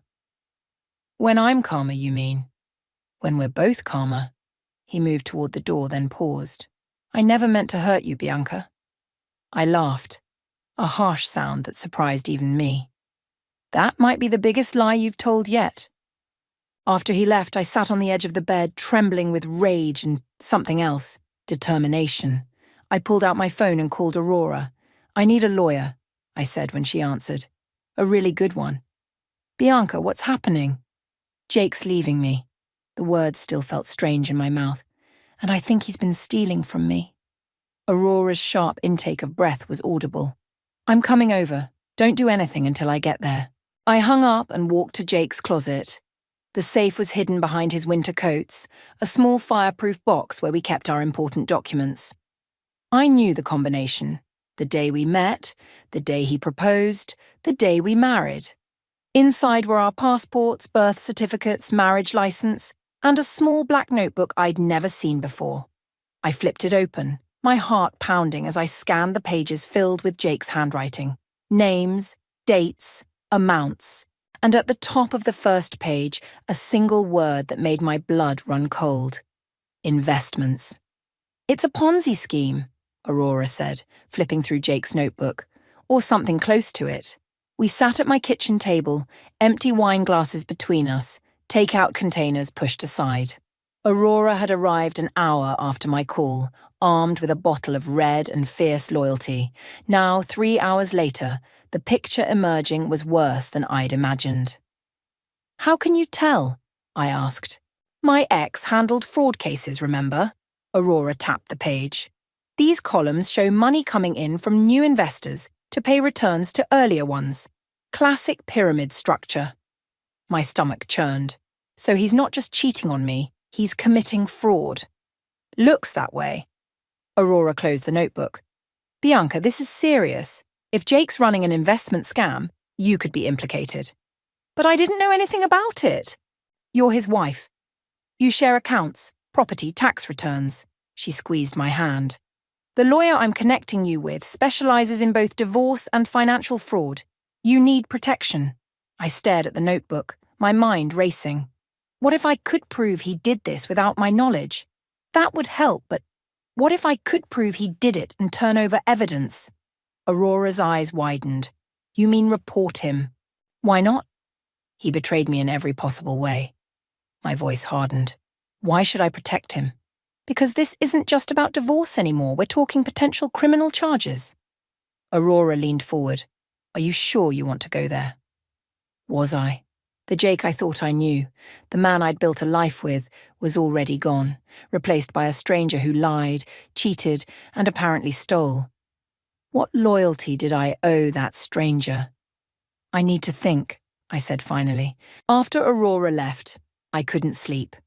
I paced our apartment, no, my apartment now, trying to process everything. Around 3 a.m., I found myself in Jake's home office, staring at his desk. I'd never invaded his privacy before, even when suspicions occasionally flared over the years, late nights, unexplained absences. I'd trusted him. What a fool I'd been. His computer was gone, taken with him, but the filing cabinet remained. I tried the drawer. Locked. I searched the room, looking for where he might hide a key. Nothing in the desk drawers. Nothing on the bookshelves. I was about to give up when I noticed the framed photo of us on the wall. Our wedding day, both of us laughing as we fed each other cake. I lifted the frame. There, taped to the back, was a small key. The filing cabinet opened with a soft click. Inside were folders labelled with clients' names, some I recognised, others unfamiliar. I pulled out a random folder and found investment agreements, signed contracts, bank statements. My phone buzzed with a text. "Flynn, you awake?" I hesitated, then replied, "Yes." "Jake called me. He's suspicious, says you found something." My heart raced. "Did you tell him anything?" "Of course not, but be careful. He's not stupid." I stared at the message, then at the files in my hands. Flynn was right. Jake was smart. If he suspected I was investigating him, he might destroy evidence or move assets beyond my reach. I needed to act fast, but carefully. "Thanks for the warning," I texted back. "Meeting with a lawyer tomorrow." I spent the next hour photographing documents, careful to return each to its exact place.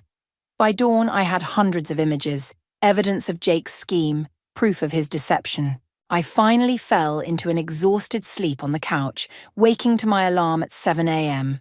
I had to go to work, had to maintain normalcy while my world imploded. The office felt surreal, colleagues chatting about weekend plans, complaining about deadlines, completely unaware that my life had shattered. I nodded through conversations, smiled at appropriate moments, all while scanning the room for Delaney. She wasn't there. "Delaney called in sick," my supervisor mentioned casually. "Can you cover her client meeting at 2? The irony wasn't lost on me. "Sure," I said, my voice steady despite the rage bubbling beneath the surface. At lunch, I met with Marissa, the lawyer Aurora had recommended, a sharp-eyed woman with a reputation for ruthlessness in divorce cases. "Financial fraud complicates things," she said after I'd explained the situation. "If your husband is charged criminally, it could freeze assets you're entitled to in the divorce." "So what do I do?" "Document everything, but carefully. We need to establish your innocence while securing your financial interests." She tapped her pen against her notepad. "Do you have access to the accounts he's been using for these investments?" "Not yet, but I might be able to get it." Marissa gave me a measured look. "Legally, as his spouse, you have rights to joint assets, but accessing accounts he's deliberately hidden from you enters a grey area." "What if someone gave me the access information? Someone who has it legitimately?" "That would depend on who and how." Her eyes narrowed. "What are you thinking?" I thought of Flynn, of his access to the firm's systems, of his apparent willingness to help me. Just exploring options. Back at the office, I found an email from Jake. "We need to talk." "Dinner tonight?" My fingers hovered over the keyboard. Playing along might give me more time to gather evidence. Refusing might make him suspicious. "Where?" I typed back. "That Italian place you like." 7 p.m. The restaurant where he'd proposed. Was that deliberate? A manipulation to soften me up? "Okay," I replied, then immediately texted Flynn. "Jake wants to meet for dinner. What's he planning?" Flynn's response came quickly. "Don't know, but he was in the office earlier, removing files from his computer. Something spooked him." I stared at the message, my heart pounding. Had Jake realized his notebook was missing? Had he noticed the filing cabinet had been opened? My phone rang, a number I didn't recognize. "Is this Bianca?" a woman's voice asked when I answered. "Yes. Who's this?" A pause. "It's Delaney." My body went cold. "We need to talk. It's not what you think." "I think you've been sleeping with my husband for 8 months, I said, keeping my voice low despite the empty break room. "What part of that isn't what I think?" "The part where I'm not the only one," she said, "and the part where I can help you take him down." I met Delaney at a coffee shop across town, choosing a back corner table where we wouldn't be seen. She looked terrible, eyes puffy, hair pulled back in a messy ponytail, none of her usual polished confidence. "Thank you for meeting me," she said, her hands wrapped tightly around her mug. "I'm not here for pleasantries," I said. "You said you weren't the only one. What did you mean?" Delaney took a deep breath. "Jake has been seeing at least 3 women that I know of. Me, someone named Vanessa, and another woman I only know as Kay." The floor seemed to shift beneath me. One affair I could almost understand. A moment of weakness, a connection that shouldn't have happened. But 3? That was a pattern, a strategy. "How do you know this?" I asked, fighting to keep my voice steady. "I found messages on his phone about 2 months ago. When I confronted him, he said they were just friends, but I knew he was lying." She looked down. "I should have ended it then. I should have told you." "Yes, you should have." The bitterness in my voice surprised even me. "Why didn't you?" "He said he was leaving them. Leaving them for me." A tear slid down her cheek. God, I was so stupid. "We both were." I pushed a napkin toward her. "You said you could help me take him down. How?" Delaney wiped her eyes. "Jake used me. Not just personally, professionally. He had me introduce him to my clients, vouch for his investment opportunities." My stomach dropped. "Your clients invested with him?" She nodded miserably. 3 of them. Over $200,000 combined. "Did you invest?" 50,000 $50,000, my entire savings." Her voice cracked. "He promised returns that seemed too good to be true. And they were." I thought of the notebook, the files, the pattern Aurora had identified. "It's a Ponzi scheme. I realized that last week when I asked to withdraw some of my money, he kept making excuses." Delaney met my eyes. "Yesterday, after your party, I pressed him again. He admitted there were cash flow issues. That's when I knew." "And that's when you called in sick today?" She nodded. "I couldn't face anyone, especially you." Part of me wanted to hate her, this woman who'd slept with my husband, who'd kept his secrets. But looking at her now, I saw only another victim of Jake's manipulation. "What exactly are you offering, Delaney?" "Evidence. Texts, emails, records of the investments he solicited through me." She pulled out her phone. "And I'm willing to go to the authorities." I considered her offer. More evidence would strengthen my position both legally and financially. But involving authorities would escalate everything, possibly before I was ready. "I need time to think," I said finally. "I'm meeting with Jake tonight." Delaney's eyes widened. "Be careful." When I confronted him, he got scary. Not violent, but cold, like a switch flipped and he became someone else. Her words sent a chill through me. Had I ever truly known my husband? "I can handle Jake," I said, with more confidence than I felt.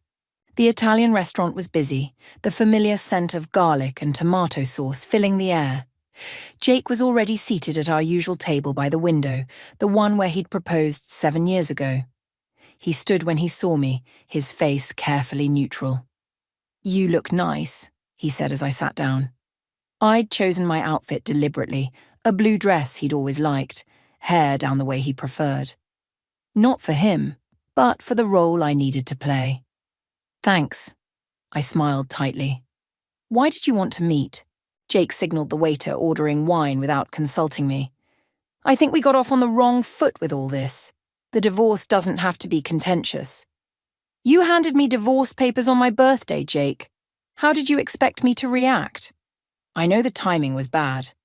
He had the decency to look embarrassed. "I'm sorry about that." The waiter returned with wine. Jake waited until he left before continuing. "Bianca, I want to be fair. The settlement I proposed gives you the apartment, your car, and a generous financial package." "In exchange for what?" I asked, not touching my wine. "A clean break. No lawyers, no drawn-out legal battle." His eyes met mine. No questions about my business dealings.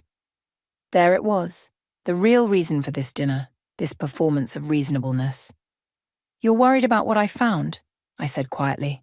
Jake's expression didn't change, but his knuckles whitened around his wine glass. "I don't know what you're talking about." "The notebook, Jake. The files. The money transfers." I leaned forward. The other women. A flicker of surprise crossed his face before he controlled it. You've been busy. So have you. 3 affairs simultaneously. That must have been exhausting. It wasn't like that. He sighed, dropping the pretense. Look, my personal life is separate from our divorce settlement. What matters is resolving this quickly and quietly, because you're afraid of what happens if we don't. I took a sip of wine, watching him over the rim of my glass. If your investors find out what you've been doing with their money, Jake's face hardened. Be very careful, Bianca. You don't understand what you're getting into. Explain it to me then. He glanced around, then lowered his voice. The market turned. Investments that should have paid off didn't. I had to cover losses, keep clients happy until things recovered. By using new clients' money to pay earlier investors. I shook my head. That's fraud, Jake. It's temporary reallocation during a market correction. His tone was defensive. Everyone does it. Does Delaney know that? Or Vanessa? Or Kay? Whoever she is? Jake's eyes narrowed. You've been talking to Delaney. She came to me. She knows what you're doing. And what exactly does she think she knows? His voice was dangerously soft. Enough to go to the authorities. I met his gaze steadily. Unless what? Unless you give me what I want in the divorce. Everything I want. Jake studied me for a long moment, then smiled, a cold smile I'd never seen before. You're blackmailing me. I'm negotiating. I stood up, leaving my wine untouched. Think about it. I'll give you 3 days. As I walked out, my phone buzzed with a text from Flynn. Jake emptied the joint account, all of it. Call me. I stopped in the middle of the sidewalk, my heart pounding. Jake hadn't come to dinner to negotiate. He'd come to distract me while he moved the last of our money. And I'd just shown my hand. He can't do that, I said, pacing Flynn's living room. That money was mine too. Flynn watched me from his couch, concern etched on his face. Technically, he can. Joint accounts mean either party can withdraw funds. $70,000, Flynn. Our entire savings. My voice cracked. How is this legal? It's not ethical, but it's legal. Flynn ran a hand through his hair. The good news is it creates a paper trail. Your lawyer can use this to show he's acting in bad faith. I laughed bitterly. Great, I'll be vindicated while I'm living on the street. You won't be on the street. The apartment's in both your names and you're still employed. Flynn hesitated. And I'm here for you. I stopped pacing to look at him. In the 7 years I'd known Flynn as Jake's best friend, I'd never been alone with him like this. In his apartment at midnight, both of us raw with emotion.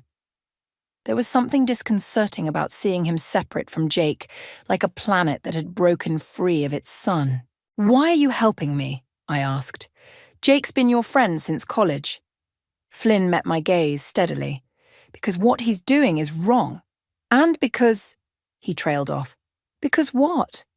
Because I've always cared about you, Bianca. More than I should have. The admission hung in the air between us. I felt a flicker of something, surprise, confusion, a strange warmth, before reality crashed back. I can't deal with that right now, I said honestly. I know, Flynn nodded. I shouldn't have said anything. Let's focus on what matters, stopping Jake before he hurts more people. My phone buzzed with a text from Delaney. Jake called. Wants to meet tomorrow. Says he can return my investment. Should I go? It's a trap, Flynn said, reading over my shoulder. He's trying to buy her silence. Or worse. I remembered Delaney's words. When I confronted him, he got scary. I need to warn her. I called Delaney, putting her on speaker so Flynn could hear. Don't meet him alone, I said when she answered. He emptied our joint account tonight. He's desperate. What should I do? Delaney's voice was small, frightened.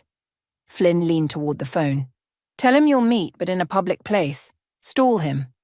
Who's that? Delaney asked. Flynn, I explained. Jake's friend. He's helping me. A pause. Can we trust him? I looked at Flynn, at the determination in his eyes. Yes, I said. I think we can. After hanging up, Flynn pulled out his laptop. We need to move fast. Jake knows we're onto him, and he's liquidating assets. How do you know? I checked the firm's system before you arrived. He's been moving client funds all day. Flynn typed rapidly. If we're going to stop him, we need leverage. What kind of leverage? Information. Flynn turned the screen toward me. Client lists, account numbers, transaction histories, everything he's been hiding. I stared at the screen at columns of names and numbers. Is this legal? No. Flynn's expression was grim. But neither is what Jake's doing. These are real people, Bianca. People who trusted him with their life savings.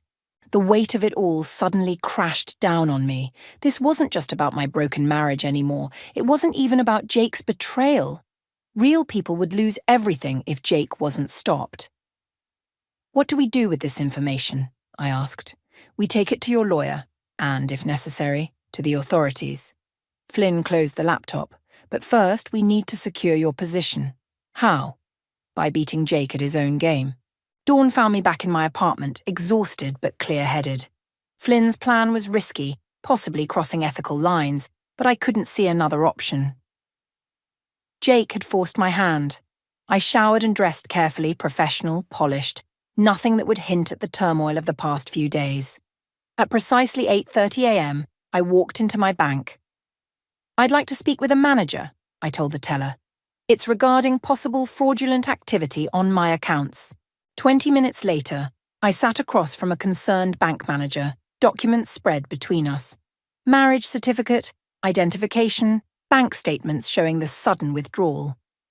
Ms., I corrected. I'm in the process of divorcing. Ms. Bianca, he amended. While I sympathize with your situation, your husband had legal access to those funds. I understand that. I slid forward the documents Flynn had helped me prepare. What I'm concerned about are these other accounts.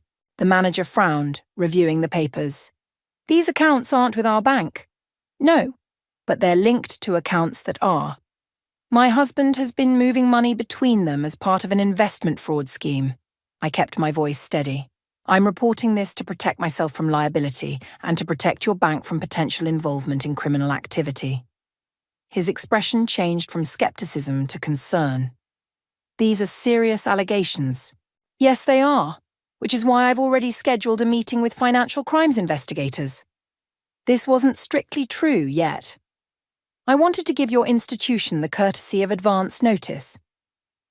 By the time I left the bank, I had accomplished what Flynn and I had planned, creating an official record of my concerns, separating myself from Jake's activities, and most importantly, freezing the remaining joint accounts Jake hadn't yet emptied. My phone rang as I reached my car. Jake, what did you do? He demanded when I answered. What I had to. My voice was calmer than I felt. You left me no choice. Do you have any idea what you've started? The accounts are frozen. I can't access anything. That was the point.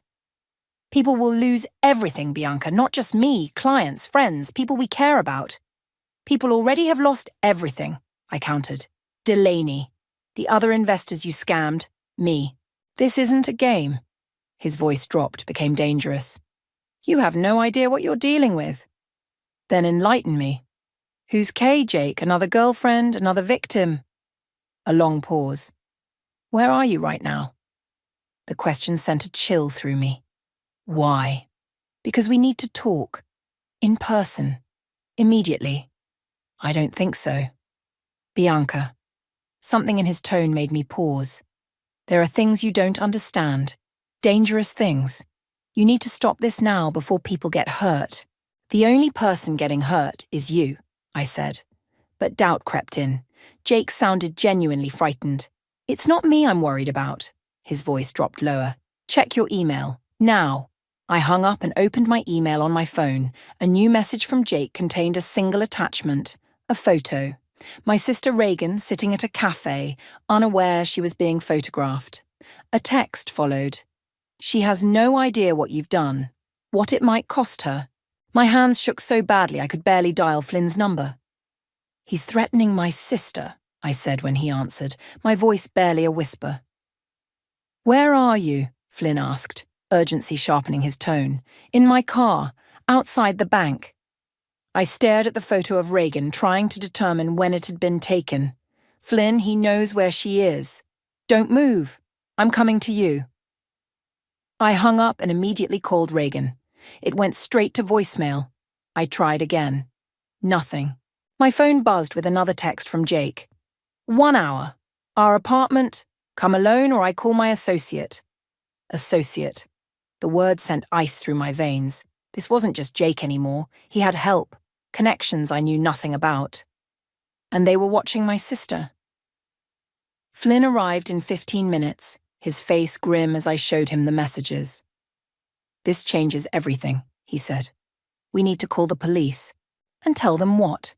That my husband sent me a photo of my sister? I shook my head. They won't do anything until someone actually gets hurt. Then we need to warn Reagan. I've tried. She's not answering. My voice cracked. Flynn, I have to meet him. That's exactly what he wants. I don't have a choice. I looked at my watch. 40 minutes. I need to go home and face him. Flynn grabbed my arm. Not alone. I'm coming with you. He said to come alone. I'll stay out of sight. But I'm not letting you face him by yourself. The drive to my apartment felt surreal, like I was watching someone else navigate through traffic, someone else's hands gripping the steering wheel too tightly. Flynn followed in his car, staying several vehicles behind as we'd planned. I tried Reagan again, voicemail. I left a message. Call me as soon as you get this. It's an emergency. As I parked outside our building, another text arrived from Jake. Come up. Door's unlocked, Flynn called. I'm parked down the block. I'll give you 10 minutes, then I'm coming in. If anything happens to Reagan, it won't, he said firmly. We'll fix this. I took the elevator to our floor, my heart hammering against my ribs. The hallway stretched before me longer than I remembered. Our door, my door, stood slightly ajar. I pushed it open slowly.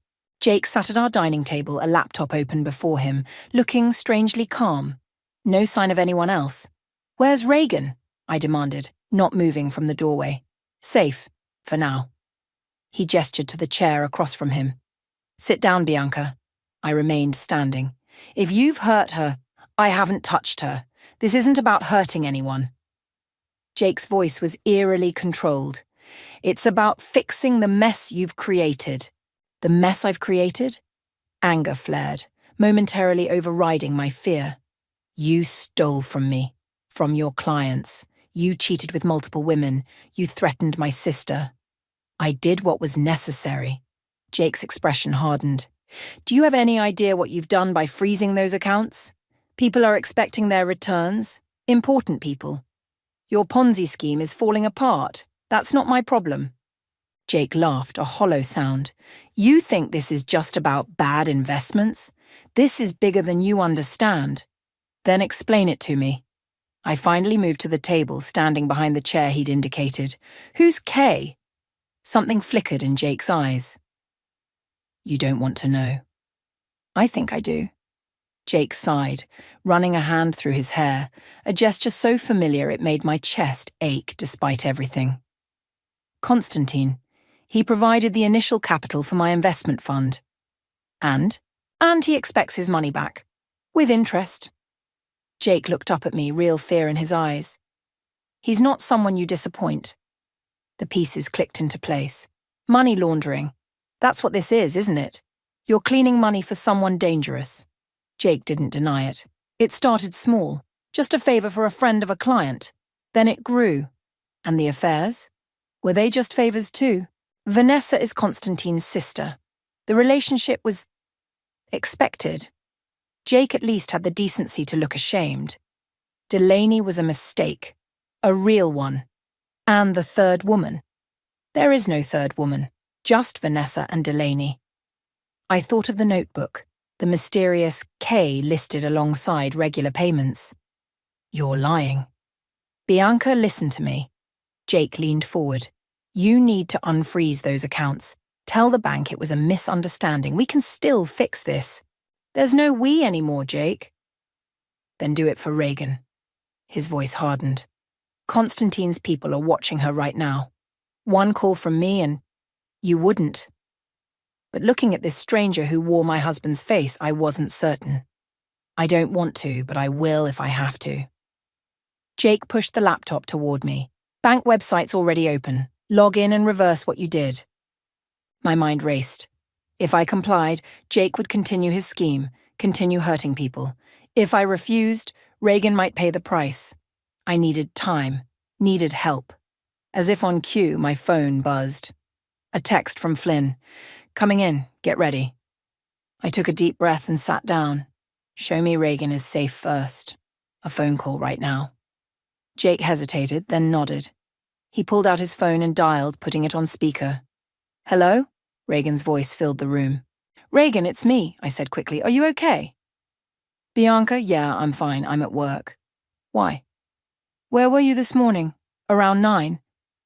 Coffee shop on 5th, then yoga. Why? What's going on? Jake ended the call, his expression unreadable. Satisfied? I nodded slowly, buying time. The photo? It was from this morning? Does it matter? You know I'm serious now. I know you're desperate. I reached for the laptop, pretending to comply. But so am I. In one swift motion, I grabbed the laptop and hurled it against the wall. It shattered with a satisfying crash just as the front door burst open. Flynn rushed in, followed by 2 people in suits, the financial crimes investigators I'd contacted after leaving the bank. Jacob, one of them said, we have some questions about your investment activities. Jake stared at me, betrayal and fury warring in his eyes. You set me up. No, Jake. I stood, suddenly feeling stronger than I had in days. You did that all by yourself. The investigators led Jake away in handcuffs, his face a mask of cold fury. He didn't look back at me, not once. 7 years of marriage, and he walked out of our home, out of my life, without a single glance. I stood in the wreckage of our living room, the shattered laptop a fitting metaphor for everything else that had broken beyond repair. You okay? Flynn asked, his hand warm on my shoulder. No, I answered honestly, but I will be. The next few days passed in a blur of statements and signatures. Jake was charged with multiple counts of fraud and money laundering. His associate Constantine was already under federal investigation, and Jake's arrest provided the final evidence they needed. Vanessa disappeared, likely fled the country, according to the investigators. Delaney cooperated fully, turning over all her communications with Jake. She stopped by my office a week after his arrest, hovering awkwardly in my doorway. I don't expect forgiveness, she said. I just wanted you to know I'm leaving the company. It's the least I can do. I studied her face, the dark circles under her eyes, the weight she'd lost. You were a victim too, Delaney. Not like you. She twisted her hands together. I knew he was married. I chose to ignore it because I wanted to believe he'd leave you for me. That's not something I can blame on Jake.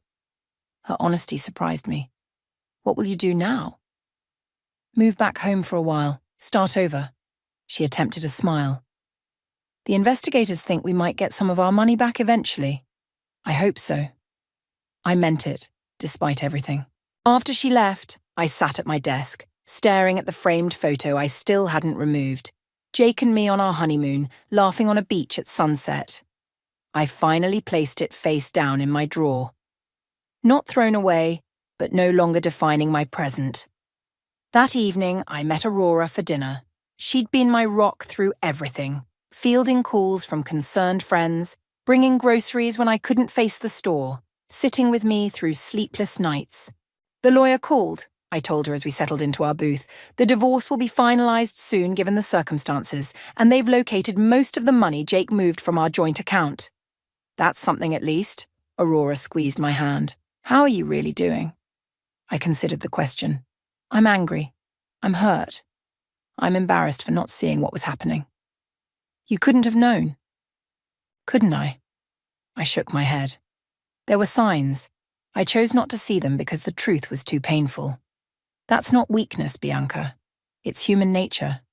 Maybe. I sipped my wine. But I'm done ignoring red flags. Done making excuses for people who don't deserve them. Aurora studied me. You've changed. Had to. I smiled slightly. Turns out divorce papers make excellent wake-up calls. Later that night, I returned to my apartment. Mine alone now. Jake's belongings removed by his lawyer. The emptiness felt strange, but not entirely unwelcome. I kicked off my shoes and padded to the kitchen where a stack of mail waited. Among the bills and sympathy cards was a thick envelope from Jake's investment firm. Inside, I found account statements and a handwritten note from Flynn. "Thought you should have these. Call me when you're ready." The statements revealed something I hadn't known, an account in my name containing nearly $200,000. Money Jake had apparently set aside, separate from his schemes. A nest egg, or perhaps a contingency plan. My phone rang, startling me. Reagan. "I just heard from Mom," she said when I answered. "Is it true? Jake's going to prison?" "Probably." I sank onto the couch. "The evidence is overwhelming." "God, Bianca, I still can't believe it." She paused. "Mom's worried about you. She thinks you should come stay with them for a while." "I'm not running home to hide." The firmness in my voice surprised even me. "This is my home, my life. I'm not abandoning it because Jake betrayed me." "That's my big sister," I could hear the smile in Reagan's voice. "Strong as hell." After we hung up, I returned to the financial documents, studying them with new understanding.